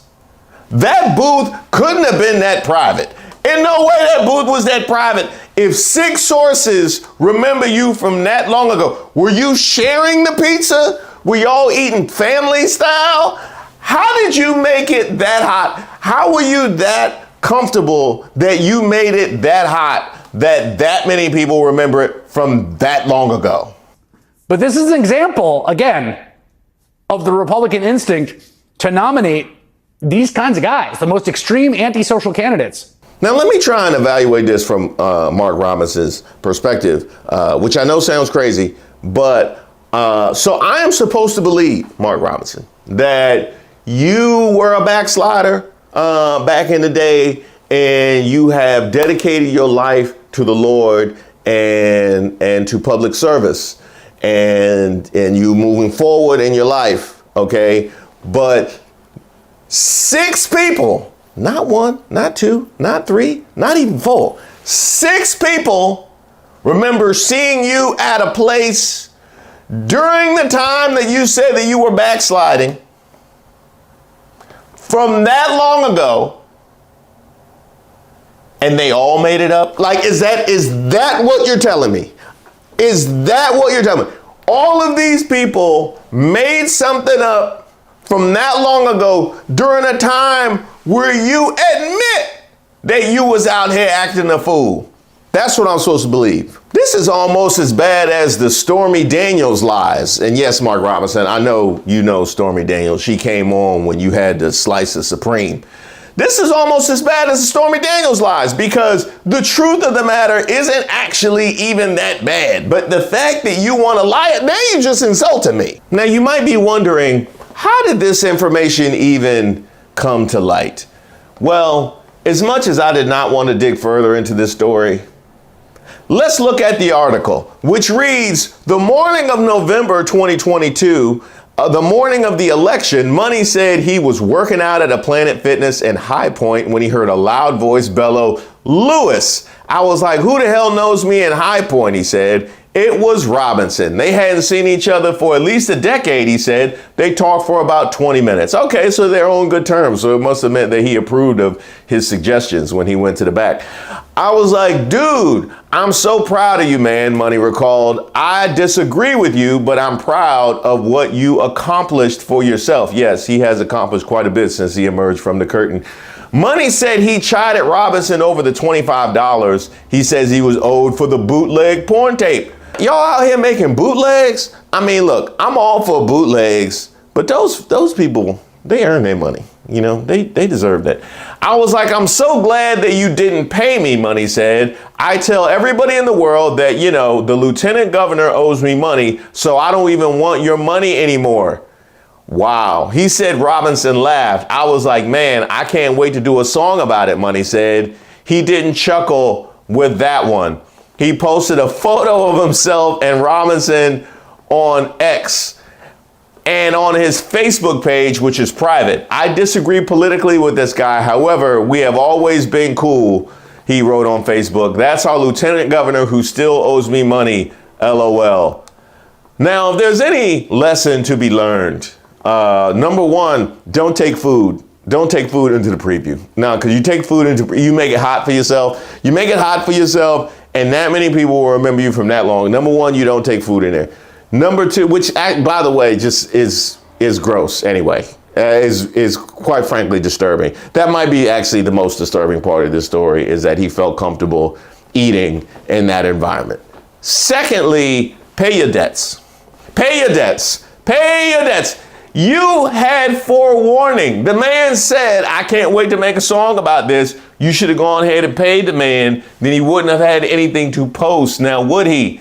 Now, the good news for North Carolina, recent polls have had Robinson trailing his Democratic opponent, Josh Stein, by as many as 14 points, which is a landslide by North Carolina standards, where statewide elections tend to be close.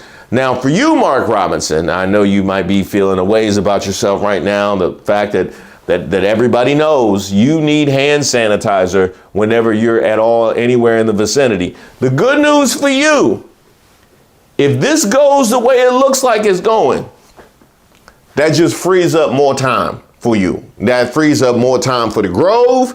That frees up more I-40 time. Okay, that frees up more gents time. Okay, and I don't mean gents as in gentlemen, because wasn't nothing gentlemanly about what they remembered. Huh? Come on. No, that's not why I have Johnson back there. Get your mind out the gutter. No, it's Charlotte, because we're doing a North Carolina story. You know Larry Johnson, Grandmama. But don't you let Grandmama catch you coming out that back room. Thank you guys so much for watching the video, and especially those of you that have liked and subscribed to the page. Did y'all know I had a website? I know, it's so kind of old-fashioned these days. Yes, I have a website, reesewaters.com. There you'll find my most recent work, but also my past work if you want to know a little bit more about me. You'll also find a portal where you could sign up for my newsletter. You could also sign up by sending me an email at reese@reesewaters.com. You could also send me any suggestions for ideas, something I need to take a look at, or you just want to say hello. And by the way, if you go to the website now, you'll find a little something special. That's right, we got merch. There's mugs there, there's t-shirts there, there's hats there, repping street politics, troubled waters, and of course, Racists of the Week. Where would we be without Racists of the Week? I don't know that I would have any content.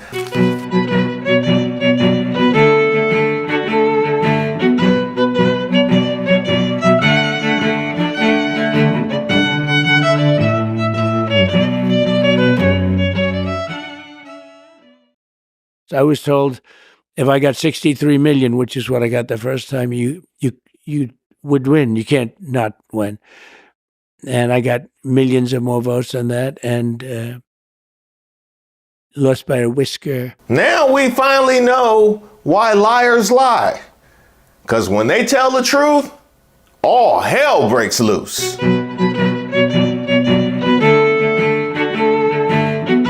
Welcome to Street Politics. My name is Reese Waters. Don't forget to like the video and subscribe to the page.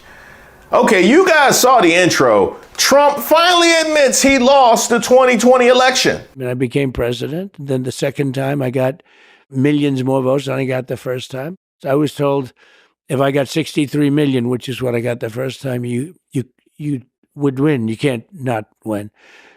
And I got millions of more votes than that, and lost by a whisker. And just in case you were wondering what a whisker is, that's like a whisker, like if planets had whiskers, you know, kind of like a nice little, like a ring, like it's like Saturn's ring, like that kind of whiskers.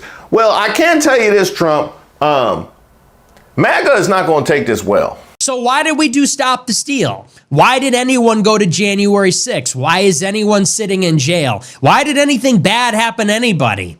Why did everyone get censored? Why is everything bad that has happened to the people that are involved. Why did that need to happen if you're just going to walk it all back and say, oh, I lost? Well, it would have been good to know that before 1,600 people got charged. It would have been good to know that before I had all my money frozen, put on a no-fly list, banned from everything, lost all banking and payment processing. Would have been good to know that before I, in 2017, dedicated my life to this as an 18-year-old in college. Just feels like a big ripoff. And don't get me wrong, I'm an adult. It's not whining. I'm not complaining about it. I'm saying you can't say those things for that reason. Like, don't get me wrong. I don't regret anything, and we all make our choices. And look, it didn't work out. It is what it is. So I'm not mad saying I want those years back. I want those decisions back. I'm not saying that. I'm saying that just goes to show what a tremendous betrayal it is. It's just such a callous indifference to the sacrifices that his supporters made on his behalf. That was Nick Fuentes, by the way, he of racist and anti-Semitic fame. Cue the music! I never thought the leopards would eat my face down. I never thought. Now we finally know why liars lie. Because once you go down the road with that first lie, everything else has to be consistent with said lie. And you lie, and you lie, and you lie. And the more that you lie, the more punitive it becomes when you finally tell the truth. Anybody that's backslid in a relationship can tell you that. Now, what's wild about this particular lie, we've been telling y'all this whole time. Instead of listening to, I don't know, the dozens of cases, hundreds at this point, all across the country, instead of listening to the 40-odd senior executives in the Trump administration that won't endorse him this time around because they were so offended, instead of listening to, I don't know, the entire Republicans for Harris movement, you listen to a man who cheated on all three of his wives. Yeah, that's who you decided to listen to. Now, normally, when you cheat on your wife, they never trust you again. Like, normally, life is very difficult after you cheat on your wife. Where you going? I'm just going here to the mailbox. Leave the door open. But apparently, in MAGA land, lying and cheating makes you more trustworthy. I can't imagine the logic. Well, see, I think the Democrats are doing dirt over there. I think they doing dirt. I don't know. I think they doing dirt. I know he doing dirt. Okay, so I know that he is filthy, and I trust the devil you know versus could be a devil over there. I know he a devil. You know, I know he a devil because they say, fool me once.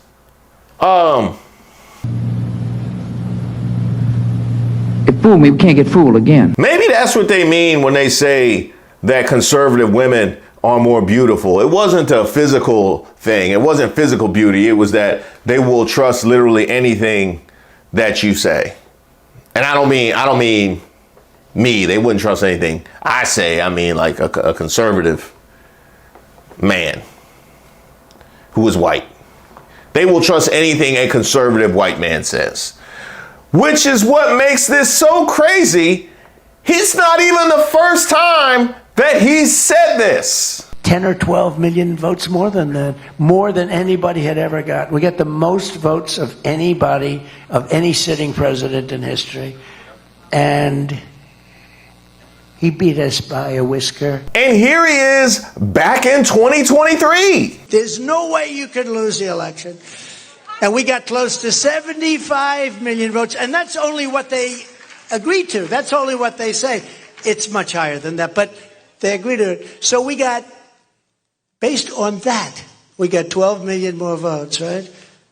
and we lost by a whisker here and a whisker there. This ain't even his first confession. Mr. President, before we wrap up this, you know, there is this report, House Democrats documents that say that nearly $8 million in payments to your businesses from foreign governments, China included, Saudi Arabia, while you were in office. They say Article 1 of the Constitution says you can't accept money from foreign governments while president. Would you pledge to divest from your business in a second term as other presidents have done? So that's what they're reporting. I own hotels all over I don't get free money. Somebody rents a hotel room, et cetera, much money I gave back. In fact, I didn't have to do it. You know, George Washington was a very rich man. People don't know that. In his essentially White House, which wasn't built, but they had an office, he had a business desk and he had a country desk right next to each other. You're allowed to do that. I didn't do it. I put everything in trust. And if I have a hotel and somebody comes in from China, that's a small amount of money. You know, it sounds like a lot of money. That's a small. But I was doing services for that. People were staying in these massive hotels, these beautiful hotels, because I have the best hotels. I have the best clubs. I have the best clubs. I have great stuff. And they stay there and they pay. I don't get $8 million for doing nothing. So you think I just took the $8 million just for nothing? I ain't take $8 million for doing nothing. I had to get up and go get the $8 million. You know, like they didn't just put the $8 million in my lap. I had to physically take my hands and go get the $8 million. You know what I mean? I earned that. Everybody wanted that issue brought back to the states, the legal scholars, Democrats, Republicans, everybody. And we did that. And, you know, it's really become a almost, I think, look, I'm not going to say it's an issue that leans toward us, but people are happy. No, it was not his first confession. And it wasn't his last. Whoever heard you get indicted for interfering with a presidential election where you have every right to do it, you get indicted and your poll numbers go up. When people get indicted, your poll numbers go down. I'm sorry. Come again? Whoever heard you get indicted for interfering with a presidential election. Did he just admit to interfere? He just left it all out there? Bro, you worse than First 48.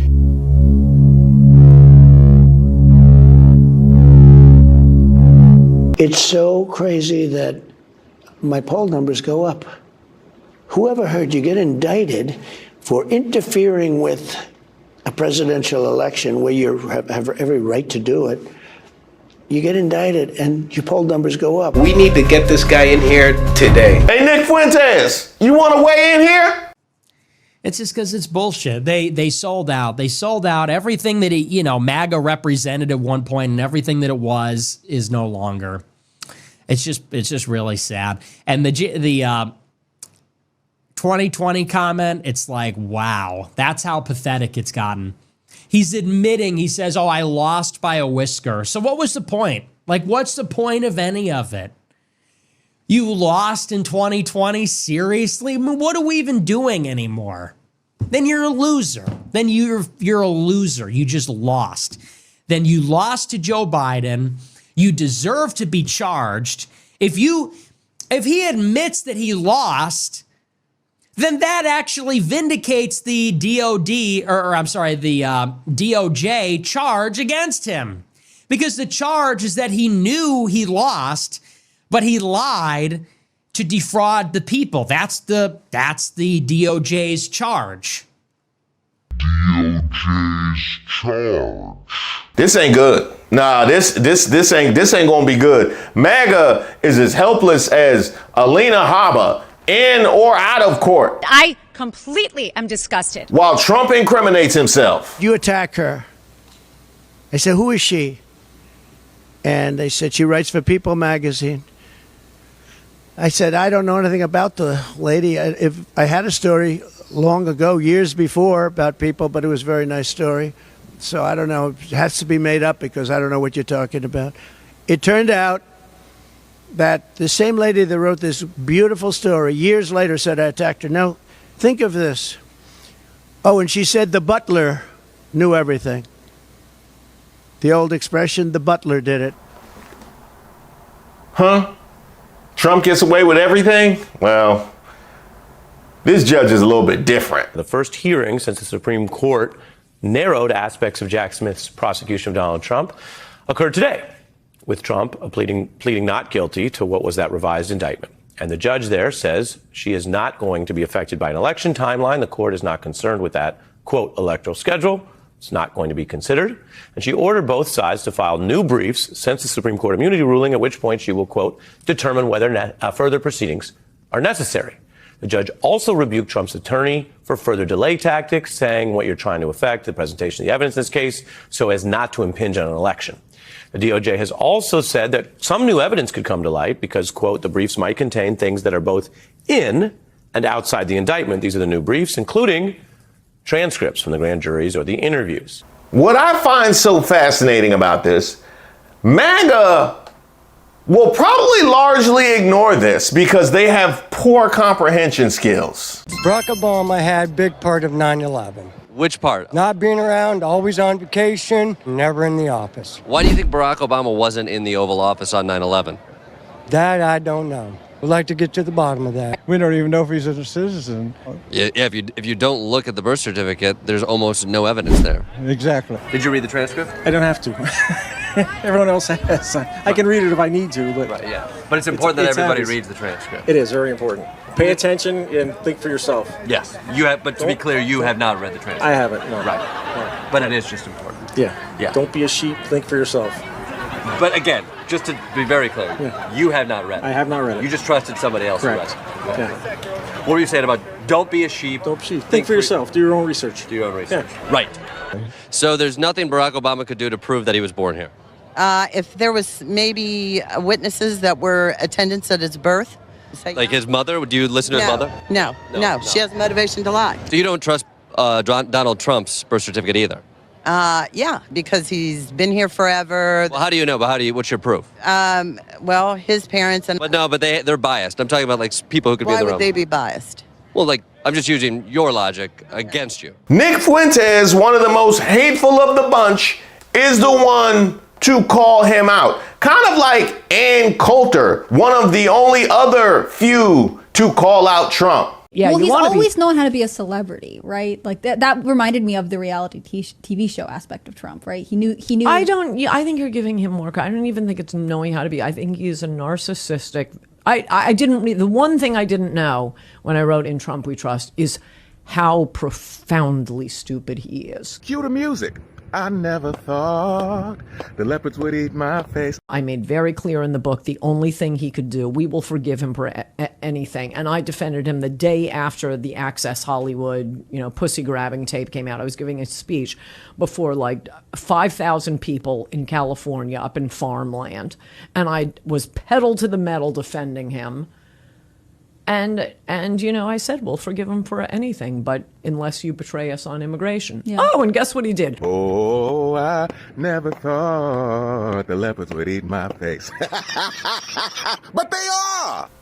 Who just happens to be a 13 out of 10 on the hateful Richter scale. I need to try and understand this. Is it kind of like your hate gets so high that it curls around back? It's not a line, it's like a circle. It's like a circle. It's almost like the circle of life. The circle of life, your hate comes back over to love. It's the circle of hate. Thank you guys so much for watching the video, and especially those of you that have liked and subscribed to the page. Did y'all know I had a website? I know, it's kind of old-fashioned these days. Yes, I have a website, ReeseWaters.com. There you'll find my most recent work, but also my past work if you want to know a little bit more about me. You'll also find a portal where you could sign up for my newsletter. You could also sign up by sending me an email at reese@reesewaters.com. You could also send me any suggestions for ideas, something I need to take a look at, or you just want to say hello. And by the way, if you go to the website now, you'll find a little something special. That's right, we got merch. There's mugs there, there's t-shirts there, there's hats there, repping street politics, troubled waters, and of course, racists of the week. Where would we be without racists of the week? I don't know that I would have any content.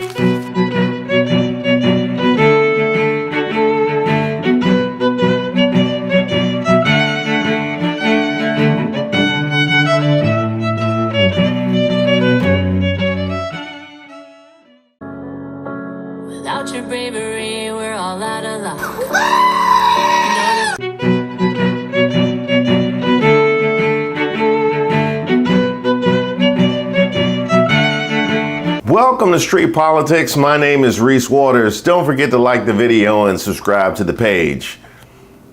Y'all saw it. Without your bravery, we're all out of luck. No, this can't be denied. You gotta be special.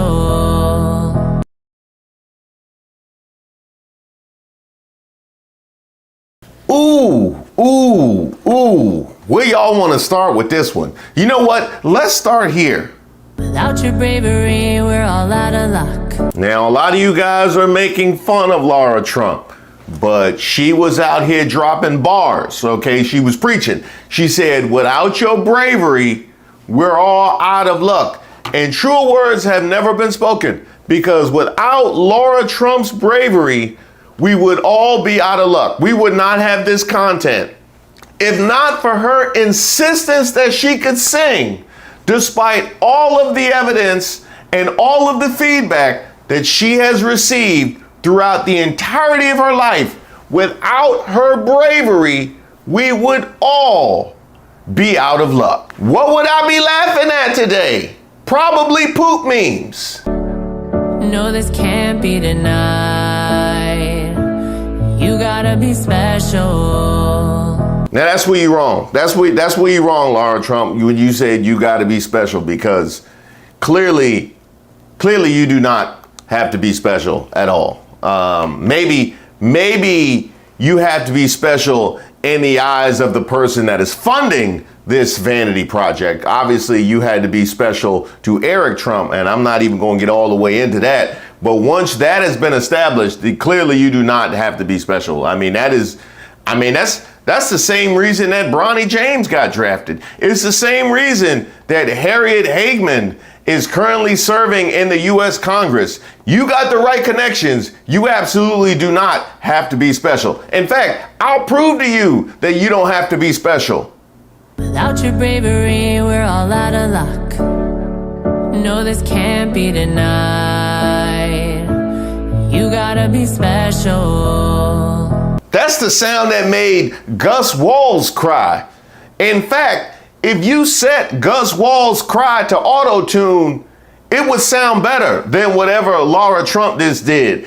And then, I can't believe they had the nerve to try and come for Gus Walls, draw attention to a man that's proud of his dad. You tell me who's proud of this. Really, what would MAGA and the right wing have done if Ella Emhoff made this? Without your bravery, we're all out of luck. No, this can't be denied. You gotta be special. Only she's not just connected to the Republican nominee, she's also currently the head of the RNC. So you mean to tell me that Ronna McDaniel changed her name for Trump, got unceremoniously fired, hired at NBC News, almost caused a revolt for this? Without your bravery, we're all out of luck. No, this can't be denied. You gotta be special. Your presidential campaign is on fire. You are actively pulling out of states.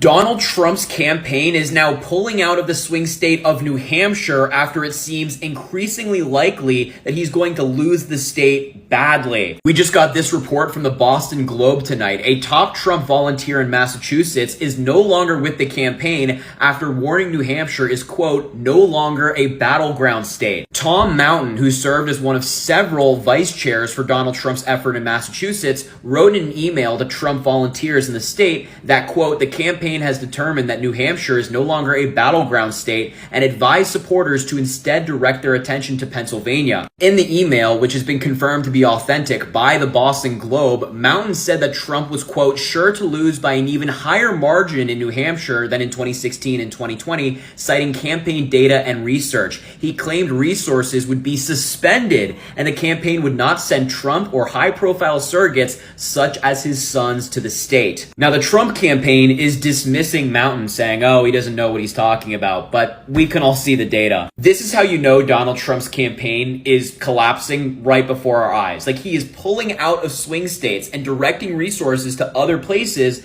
because he's polling so badly in some of these places. It would not surprise me if Donald Trump's campaign starts to remove resources from other states around the country to direct them elsewhere, but this is not good news for Donald Trump.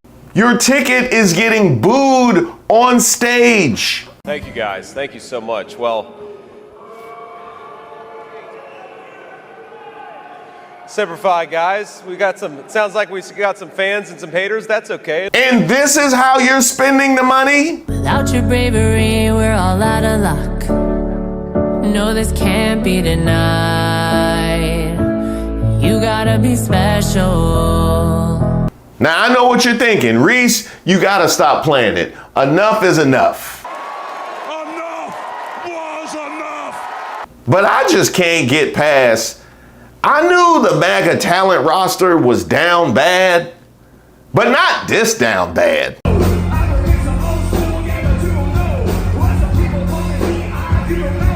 I don't know who should be more angry, her or Kid Rock. Ladies and gentlemen, get ready for the most patriotic American badass on earth, President Donald J. Trump. But first, another American badass. Either they made her sit there and subject her to a Kid Rock performance when she just as easily could have stunk up the joint, or they are openly letting Kid Rock's career flounder when they could be funneling it with the Laura Trump money. Speaking of mad, just wait until MAGA gets a load of this. This is a Trump rally. If you don't like it, don't come here to protest. Don't come if you're uneducated and you don't know what you're talking about. You would rather they just didn't come here? I would rather them not come here. Are you a fan of the First Amendment? Absolutely. You know, the right to bear arms. Look, this is God. That's not the First Amendment. No, the Fourth Amendment. But I'm saying that's not the Fourth Amendment either. Which one is it? Which one do you want to know? The right to free speech, the First Amendment? First Amendment, freedom of speech. And you love the right to bear arms. Which amendment do you think that is? I thought it was the Fourth. I could be. It's the Second Amendment. Yeah. Okay. Well. How big of a fan of it are you? Of the Second Amendment. I carry. That's what I know. And you didn't know which amendment it was? No. You know what? Never mind. Actually, now I see why you felt like you could waste the money. They don't know the difference. This is actually probably the best way that money could have been spent. Really, we should have seen this coming because we knew that Laura Trump was into all sorts of entertainment. Yeah, in the Bible. Is it legal in the Bible to do that? Like with your husband, of course. I mean, as far as I'm concerned, once you are married, everything is legal and everything that everyone enjoys, whatever it may be. Now this makes sense. Now this makes a lot of sense because she is somebody who does not understand boundaries. We now have the ability at the RNC not just to have poll watchers, people standing in polling locations, but people who can physically handle the ballots. I get it. If she doesn't think that election laws apply to her, why would she think that noise pollution would apply to her? And really, they probably just think that's a part of the Green New Deal as far as I'm concerned. Huh? What's that? Oh, this is a nice one. Is Laura Trump as stupid as she appears to be? Well, apparently so, because it says here she is accusing Apple Music of shadow banning it. She is accusing Apple Music of intentionally suppressing what it was that we just heard. A crime. She's actually upset that Apple is helping her hide an audio crime. Meanwhile, shadow banning is really the only thing that could possibly preserve any sort of career in the music industry. You better hope to the heavens that is shadow banned. Now, the good news is though, Laura, although your song tanked in the first 50 states, it is absolutely killing in the other 31. We have lawsuits in 81 states right now. Now, I'm not going to go in too far. I'll let the internet do that for me. Without your bravery, we're all out of luck. No, this can't be denied.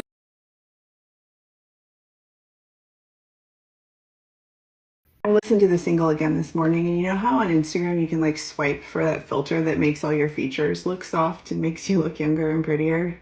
Is there a thing like that for your voice that can make my voice sound better? You already used it? I already did my RNC business for today. Yeah, no, I sent them that new account number and routing number so the money just flows directly to the family. A lot of my friends have been texting me this morning and they're like, Laura, don't do it. Don't do it, Laura. We love your song, but just keep it between us. You know how people are always criticizing our family and saying that we have both a literal and figurative inflated sense of self-worth? This isn't an example of that, is it? I'm actually good, right? I love how we say there's more songs coming, and usually people call that a teaser, but it kind of feels like a threat. Watch out! So you don't think the direct juxtaposition of Beyonce's new album and my single is going to draw attention to the fact that I have zero talent and absolutely no business pretending like I'm a recording artist? No? Well, you don't think that like the DNC is going to make fun of us or going to use this as a way to point out how lost we are? No. They raised $26 million this week. I can't compete with that. I might as well just have fun, right? Does it ever make you a little bit sad that like all the cool people are on the other side? I mean, they've got what, Beyonce and Taylor and Stephen Colbert and Obama and like literally everyone cool and creative and smart. And then we're like, but we've got Scott Baio. I mean, it just kind of sucks. Like, I wish we could hang out with cool people. Yeah. Do you think it'll go viral? Like for good reasons and not because everyone is mocking me? Did you stay up last night and listen to Beyonce? Oh my God, so good. So are we sure we want to release this today? Now get this, Laura Trump has been releasing music for nearly a year now, starting with her infamous rendition of Tom Petty's I Won't Back Down.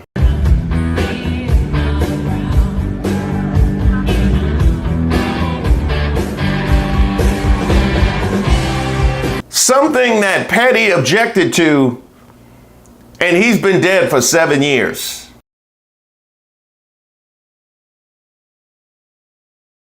But no, she didn't back down. It wasn't her last dance. She is still running down a dream. Since then, she's released 2 original songs, Hero and Anything Is Possible. And really, if anything shows us that anything is possible, it's this. Without your bravery, we're all out of luck. No, this can't be denied. You gotta be special. Ooh, don't do me like that. Don't do me like that. This needs to be the end of the line. Throw that into the great wide open. That guitar is gently weeping. Now, I know the mainstream media will probably ignore this. We've seen the way they roll with the New York Times saying Trump could win on character.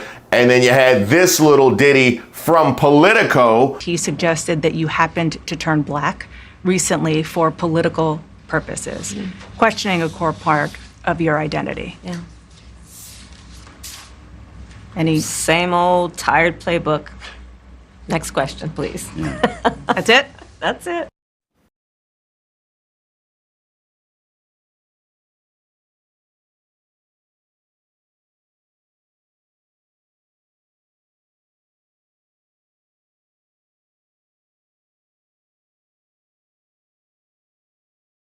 Where apparently Kamala Harris is being evasive for not dignifying Donald Trump's racist attacks into her past. Yeah, we see what time it is when it comes to the mainstream media. Now, I just want to ask you, the people, how not only the right wing and MAGA, but also the mainstream media would react if one of Kamala Harris's relatives was put in charge of the DNC, claimed that she wasn't going to support down ballot candidates if they didn't bend the knee to Kamala, that they could physically handle ballots, that there are 81 states, and found the time, 2 months within the election, to put out a single. I just want you to take some time and think about how they would react if Kamala's family did this. Then I want you to take the time to recover. I want you to take whatever time you need to recover.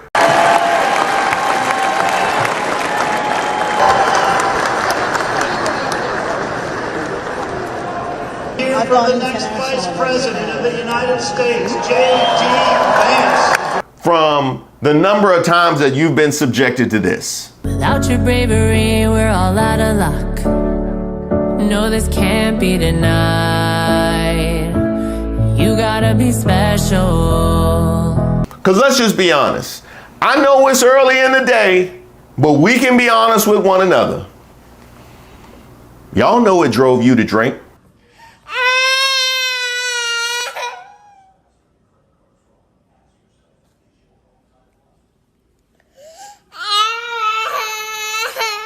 Now we finally know why that baby was crying. She heard the rough cut.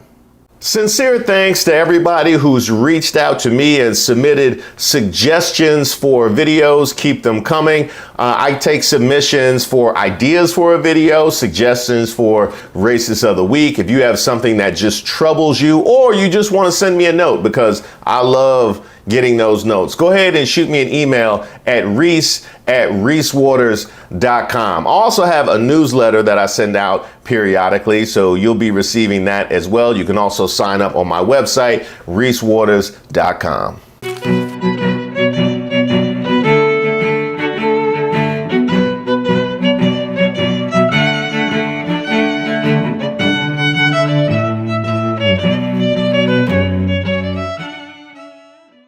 At the end of the day, it don't matter if Kamala is Indian as long as Trump is Trump.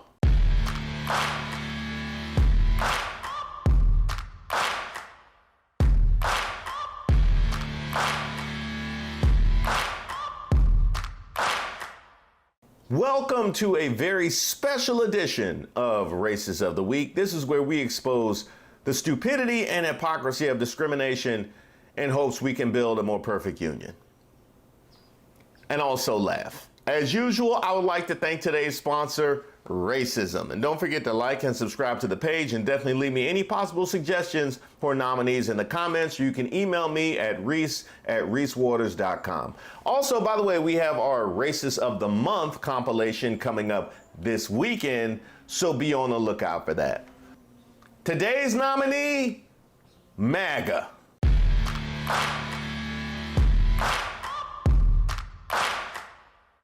No sooner than Donald Trump doubled down on his Truth Social posts,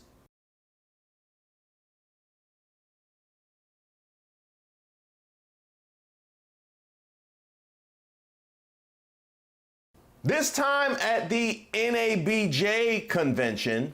Well, I can say, no, I think it's maybe a little bit different. So I've known her a long time indirectly, not directly very much. And she was always of Indian heritage, and she was only promoting Indian heritage. I didn't know she was black until a number of years ago when she happened to turn black, and now she wants to be known as black. So I don't know, is she Indian or is she black? She is always identified as a black woman. She went to a historically black college. I respect either one, but she obviously doesn't, because she was Indian all the way, and then all of a sudden she made a turn, and she became a black person. Just to be clear, sir, do you believe that she is... I think somebody should look into that, too, when you continue in a very hostile, nasty tone. And he did it, by the way, while wearing blackface, which was kind of doubly foul. We ran through this with Kellyanne Conway. I don't know how you disrespect people with blackface. You should have a little bit more respect if you're going to adopt the complexion. Well, social media got flooded with Kamala is Indian posts.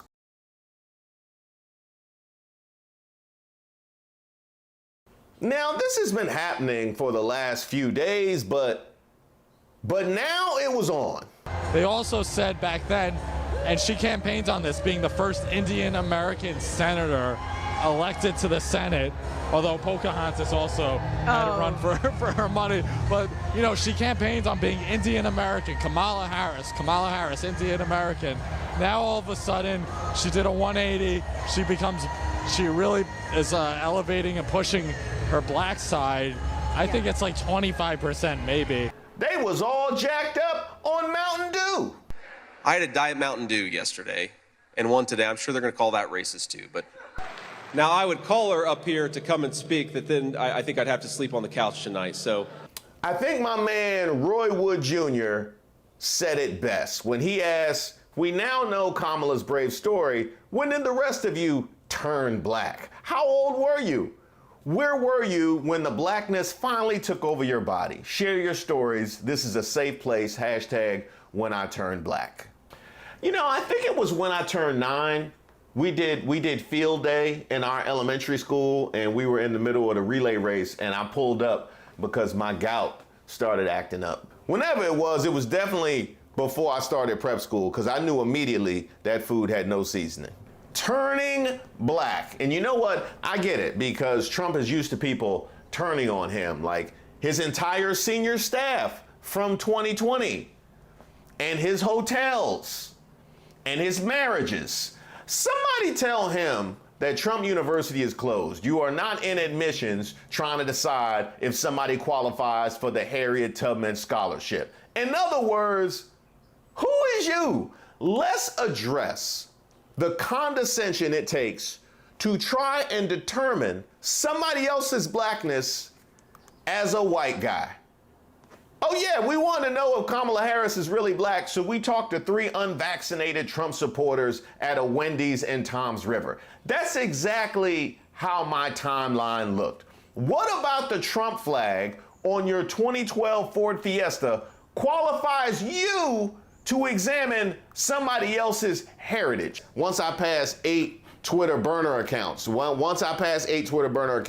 then now I can lord over black people, and I tell them where exactly they should go and what boxes they could check. I am a strong woman, a mom, a lawyer, and an American.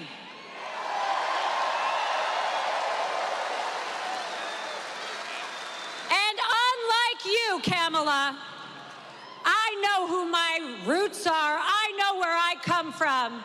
You're not even qualified to be a lawyer, but now you're a genealogist.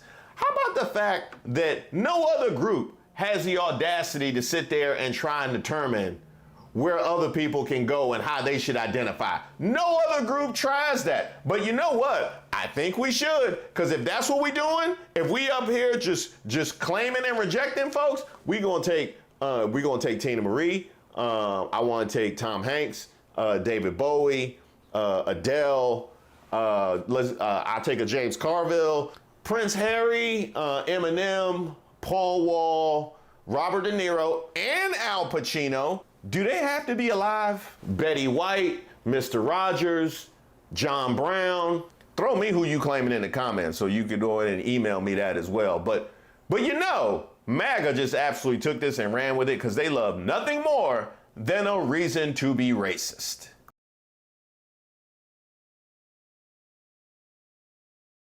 Oh, Kamala took a picture with her family. She's Indian. Well, apparently, so is J.D. Vance. And he is definitely not going to like that because he felt the need to apologize for his Indian wife. Look, I love my wife so much. I love her because she's who she is. Obviously, she's not a white person, and we've been attacked by some white supremacists over that. But I love Usha. She's such a good mom. Also, does Nikki Haley know she's Indian? Oh, I'm sorry, Nimrata. But y'all not challenging that. You know who definitely knows is Vivek Ramaswamy. Me too. Thanks for having me. That was a fantastic opening monologue. I too am a fan of yours. I'm going to make a point of disagreeing with you so that it will be fun. You are so bright and articulate, and I guess I can call you articulate since you're not an American black. Can't say that about them. That's derogatory. And that was a great opening segment. Lots of things to talk about there. Oh, and I agreed with many, many things you said during, in fact, probably more than most other candidates when you were running for president. But I still would not have voted for you because you're an Indian. I'm starting to sense a theme here. This isn't so much about her being black. I think y'all just really got a problem with Indian people. Well, you know what? We know all about that, so she should feel right at home. And by the way, since we're talking about families, yours, Trump, is voting for Kamala Harris. I believe in policy over politics. Yeah.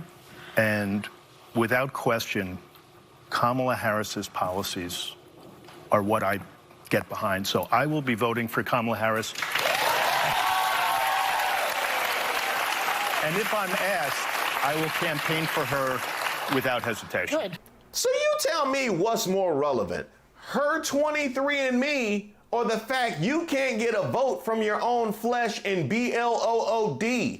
In fact, he went further and said you were a full-blown racist. I actually did a whole video about it.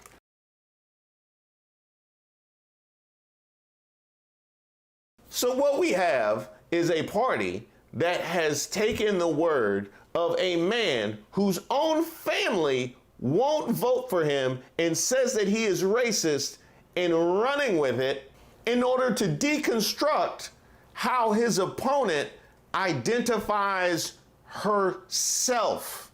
I'm trying to figure out, you challenging her blackness. Are you black? You know who embraced it more than anybody else? The black population. It's incredible. You see black people walking around with my mugshot. You know, they do shirts. Oh, you know what? That's right. That's right. You got charges. That's right. That you got charges. That makes you more black than somebody with a Jamaican dad who went to a HBCU and pledged the Divine Nine. Uh-oh. Here come the troll.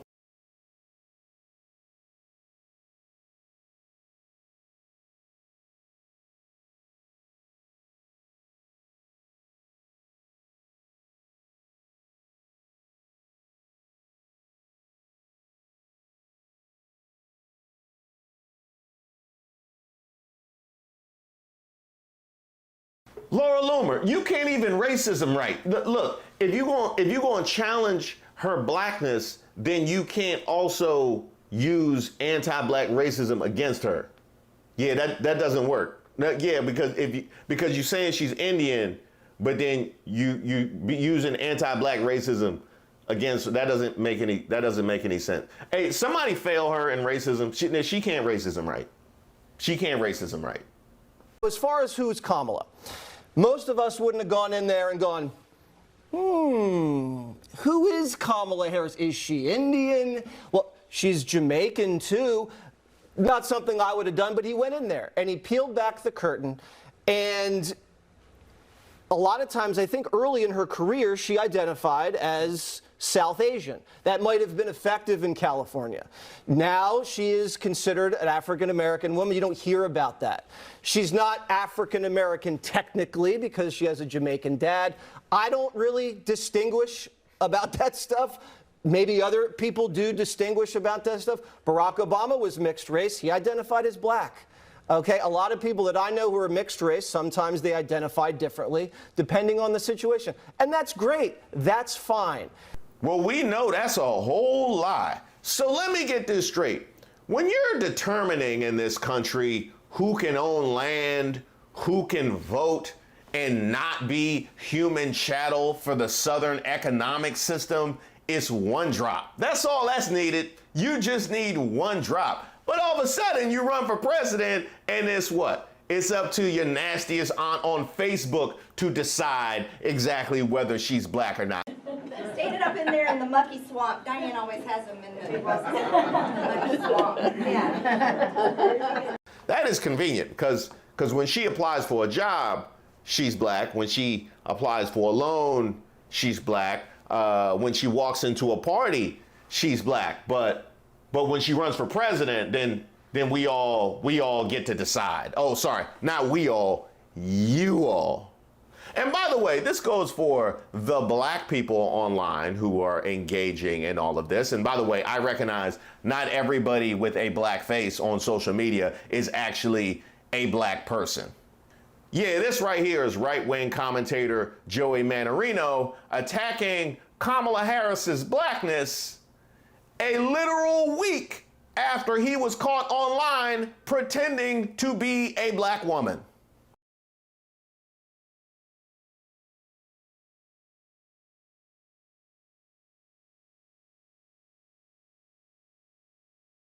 You can't make this stuff up. I guess he thought he was in his black woman account. He thought he could speak freely in his black woman account. Look, those people are definitely out there, but for those actual black people who are on Al Green's internet talking about, well, she ain't black, she ain't FBA, she ain't FBA. Who's your FBA candidate? I'm trying to figure out who your FBA, because we have so many black or black adjacent possibilities. I'm trying to figure out who your FBA candidate is since we're having this conversation. You act like it was just a litany of potential black choices. We always have a whole Crayola box of black possibilities when it comes to who could be president, and we were supposed to pick the brown and we picked the caramel. Yeah, we were supposed to pick the brown. We messed that up. Now next time we pick the brown. Now here's a question, MAGA. What does Kamala Harris being Indian get you? Like, exactly what is the there? What is the point of all of this? I can only guess that the idea is to try and create a wedge between Kamala Harris and the black constituency. However, in all but 2 elections in modern American history, or all of American history, there has never been a black candidate with an opportunity to actually win the presidency. So clearly, we're capable of voting for people that aren't black. So why even are we having this conversation? Now, at no point in this entire video have I actually defended Kamala Harris's blackness, because I'm not even going to dignify that. There's tons of receipts out there. You guys can look for that. I'm not dignifying their nonsense. Now, let me just cede this to you for the sake of this conversation. Let's assume that Kamala Harris is Indian. Let's assume she's 100% Indian. She's got no black in her whatsoever. Here's a question. Does Kamala Harris being Indian mean that Donald Trump didn't call Colin Kaepernick and NFL players that were protesting back in 2017 SOBs? Wouldn't you love to see one of these NFL owners, when somebody disrespects our flag, to say, get that son of a bitch off the field right now, out, he's fired. He's fired! Does Kamala Harris being Indian mean that Trump in the summer of 2020 didn't repeat the Southern strategy dog whistle of law and order, playing to white fears of black crime? Does Kamala Harris being Indian mean that Donald Trump didn't call for the execution of the Central Park Five? And by the way, doubled down on that several times when he's had an opportunity to clean that up. Does Kamala Harris being Indian mean that he didn't claim in Charlottesville that they were very fine people on both sides? Does Kamala Harris being Indian mean that the U.S. Department of Justice didn't have to settle with him for violating the Fair Housing Act, where he was discriminating against renters of color? Does Kamala Harris being Indian mean that Donald Trump didn't have all of the black casino workers removed from the floor when he walked in, according to Kip Brown? Does Kamala Harris being Indian mean that Trump didn't say that black guys counting my money, I hate it? The only kind of people I want counting my money are short guys that wear yarmulkes every day. I think the guy is lazy, and it's probably not his fault, because laziness is a trait in blacks. He later said in a 1997 Playboy interview that the stuff that was written about me is probably true. Does Kamala Harris being Indian mean that didn't happen? Does Kamala Harris being Indian mean that he didn't drop an N on a potential apprentice winner who happened to be a black man? Does Kamala Harris being Indian mean that he didn't resort to birtherism when Obama was running for president? Does Kamala Harris being Indian mean that Trump didn't in 2017 claim that people who came to the U.S. from Haiti all have AIDS, or in 2018 say, why are we having all these people come from S-hole countries? At the end of the day, it don't matter if Kamala is Indian. as long as Trump is Trump. Donald Trump blew it, and the happiest person in the country tonight is Kamala Harris. Because she's sitting there cackling. Look at this. Yeah, look at this. Look at Trump. He's just alienated millions of black voters who aren't going to really get what happened there. Well, Caitlin, my first reaction was, this is the reaction of a desperate and scared old man. It's very obvious to me watching him and just what I've seen over the last week while she's been, across the country just kicking his butt, that he's afraid. He's probably afraid to debate her. He's certainly afraid to lose an election to her in November, and he's afraid about his own future. So I'm not surprised to see it.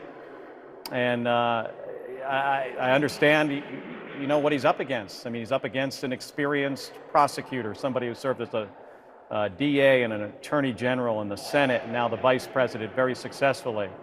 You damn right, Mark Kelly. And by the way, this really has tinges of something that we've heard before, something I've actually mentioned before back when Obama was running. So let me get this straight. We have two black people that have an opportunity to win the presidency, and the first time they claim that he's ineligible because of his birth certificate. He wasn't born in the country. And the second time they want to deconstruct her blackness. Yeah, this ain't nothing but birtherism 2.0. But the saddest part about it is, unlike birtherism, which would have disqualified him, not only does this not disqualify her, it's just stupid. So we have a level of desperation. As much as we've seen this nonsense before, we have a level of desperation we've definitely never seen before. It's only getting crazier from here on out. Congratulations, MAGA, and especially your Lord and Savior, Donald Trump. You are our racist of the week.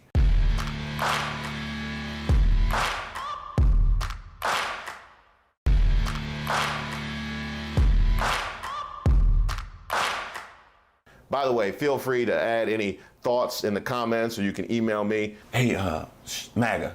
Yeah, let me holler at your voice. Like, yeah, everybody left. Everybody gone. Hey, Byron Donald's family is Jamaican too. Can y'all challenge his blackness? Yeah, we'll let you have him. Sincere thanks to everybody who's reached out to me and submitted suggestions for videos. Keep them coming. I take submissions for ideas for a video, suggestions for Racist of the Week. If you have something that just troubles you, or you just want to send me a note, because I love getting those notes, go ahead and shoot me an email at reese@reesewaters.com. I also have a newsletter that I send out periodically, so you'll be receiving that as well. You can also sign up on my website, reesewaters.com.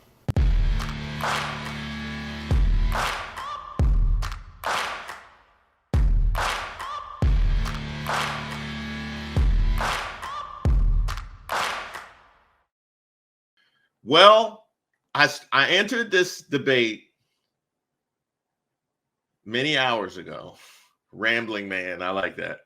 I entered this debate many hours ago saying I felt like I was on a team, I was on a favorite, and we going into the big game. And I felt like we have everything is working in my favor. We just have to not mess it up. And I was nervous. I was very nervous before it started. I was even more nervous when Kamala first spoke, because it was clear that she was nervous when she first spoke. I mean, the comment that I gave at the time was smile, because just for me as a performer myself, something about the act of smiling relaxes me. Reminds me that this is not life or death, reminds me to enjoy this process, whatever it is that I happen to be doing, as tense as it may be. I was extremely nervous when Kamala first started speaking, and it was a tough first maybe 10 minutes.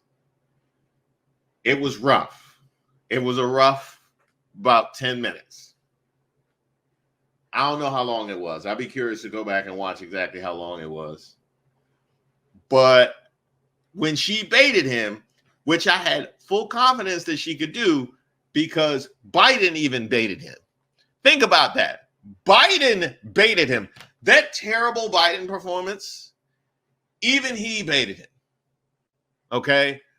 Donald Trump winning the debate with Biden was like the Boston Celtics winning the NBA title. They didn't play nobody. That don't mean y'all are good. That don't mean y'all are good. Just because you standing there and you won a trophy, that don't mean y'all are good. Okay? Trump was mid to bootleg during that debate with Biden. He got triggered during that debate. He got triggered by a comatose man.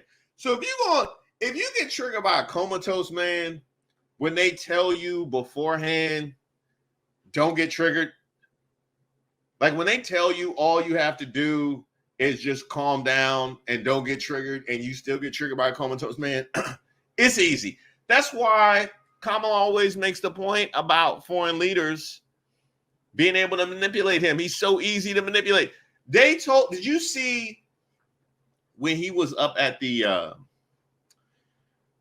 he was at the rally after the Obamas had savaged him at the DNC, and he even openly admitted that his handlers have said you need to calm down and don't do personal attacks, and he couldn't help himself. He just couldn't. He even admitted they told me not to, but he can't help himself. He can't help himself. So if that's how he was after like 24 hours to try and calm himself down, there's no way he can help himself in person. So I have full confidence that Kamala was going to be able to bait him and trigger him. And boy, when she did it, oh man, boy, when she baited him, and there's so much ground. There's just so much ground. She had so much stuff that she left on the table. And that's where my frustration with the time comes in, right? That's where my frustration with the amount of time that they spoke comes in. Because Trump left so many openings that Kamala could have exploited. She talks about how he's considered a disgrace and he's laughed at on the world stage. And the person he brings up is Viktor Orban from Hungary. Yeah, because Hungary is really the country that we've been thirsting for their respect. Not to mention the fact that, wait a minute, I'm sorry, did you just bring up a dictator? I'm sorry. The man who's trying to run as far away from possible from being a dictator, is that who you brought up? You have his respect. Not only a dictator of Hungary. You couldn't have even brought up Putin or Kim Jong-un. We know how much you love them. You don't got no quotes for that from them. But I'm like, that's such a layup for Kamala, but they didn't go back to her. For her to be able to say that. The 2025 stuff. Oh, I so badly wanted to be like, look, this assistant is in the videos. This assistant is in the videos. This executive is in the videos. This cabinet member is on the board. JD Vance wrote the forward. Like what? Like why? Why are we playing this game? Like, give it up. This is as bad. You talking about how you don't know what 2025 is as bad as the Stormy Daniels lies. Like, why are you insulting our intelligence? Not to mention the fact that it's really immaterial. You can say you've never heard of it, but if your entire administration is involved in its construction, it's going to happen. So it's not even, you saying you've never heard of it is immaterial. Are you going to fire everybody who was revealed had something to do with it? No. So they all going into administration. So what are we talking? But she didn't have time to say that. The fact that he talked about, oh, you don't fire anybody.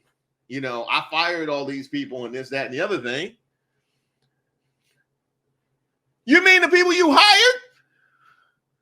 You mean the people you hired? Where they do that at? Where they do that at? Where do you get points for hiring badly and firing people? Like, where do they do that at? I'm like, that's where my frustration with time comes in, because so many openings were left. So many openings were left on the table. The black jobs thing. I'm like, when they went to Kamala about the race, and she said it goes all the way back to the 70s, just to give you an idea of how long this mofo been racist. We're going to go back to the 70s, right? Brought up Central Park 5. Trump's response, well, they got to go back 50 years because, they can't bring up blah, blah, blah. If you would have went to Kamala after that, you said the black jobs thing tonight. She could have exploded that, but they did again. They didn't go back to her. So that's where my frustration with the muted mics comes in. Now, the counter argument is, if they would have been more aggressive with the muted mics and been more fair with the talking time, Trump's performance would have been better. Because I think Kamala's performance could have gone through the roof with extra time. Trump's performance would have been better by coming down, because you would have saved him a lot of this meandering. I also think it's wild that there are multiple clips from this debate where Kamala was talking to Trump, okay, and he said something like, I'm speaking now, or whatever, it's my turn, blah, blah, blah, blah, blah. Do you ever remember them keeping Trump's mic muted when he tried to talk?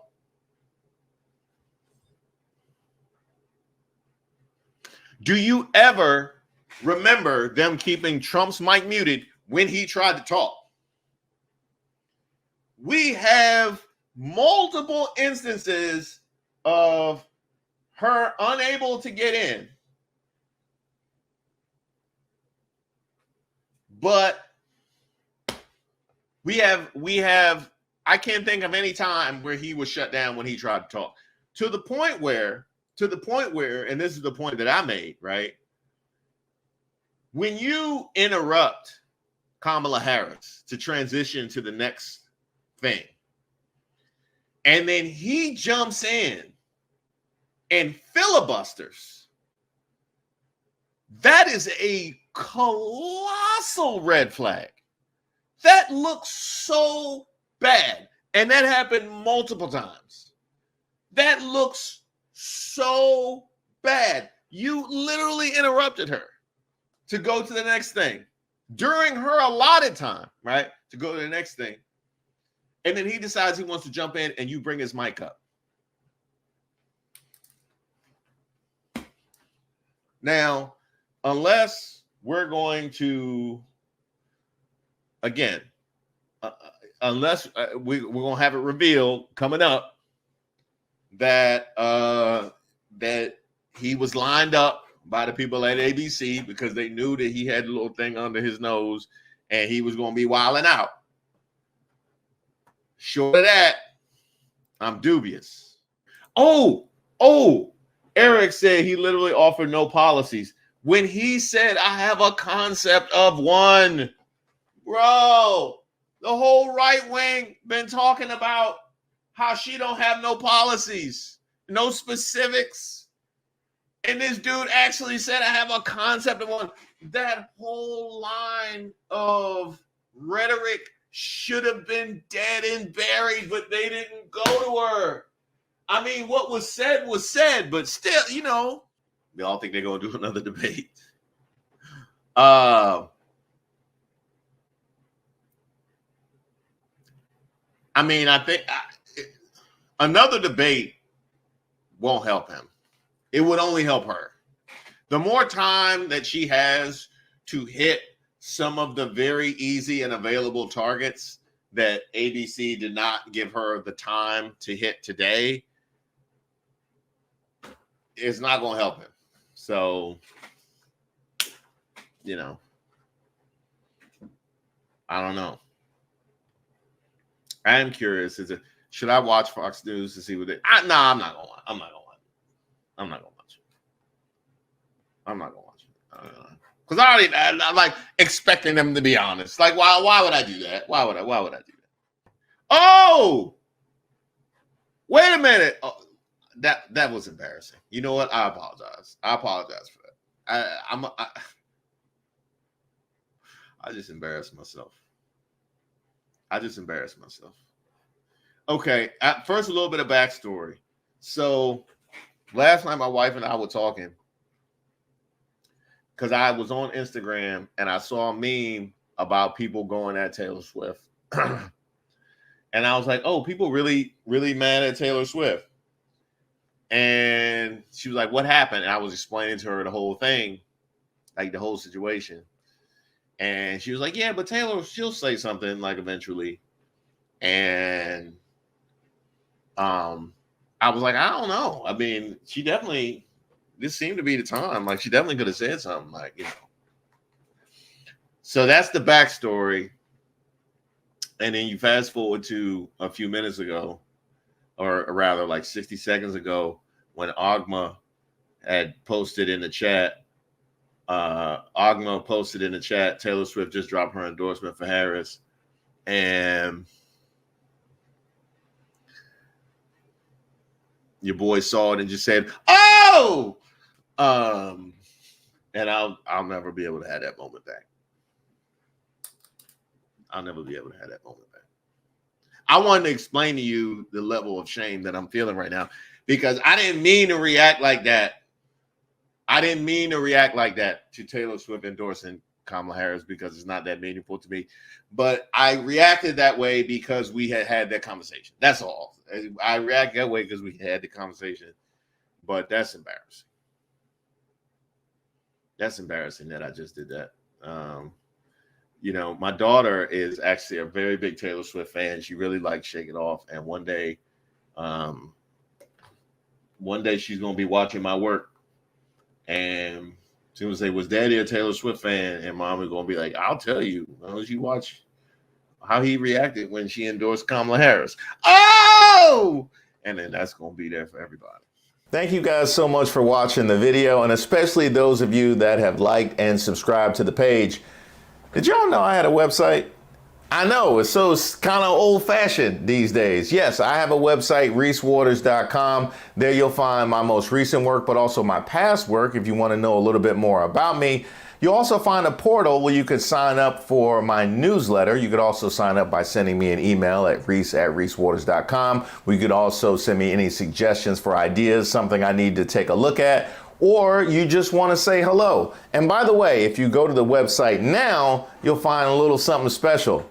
That's right, we got merch. There's mugs there, there's t-shirts there, there's hats there, repping street politics, troubled waters, and of course, Racist of the Week. Where would we be without Racist of the Week? I don't know that I would have any content.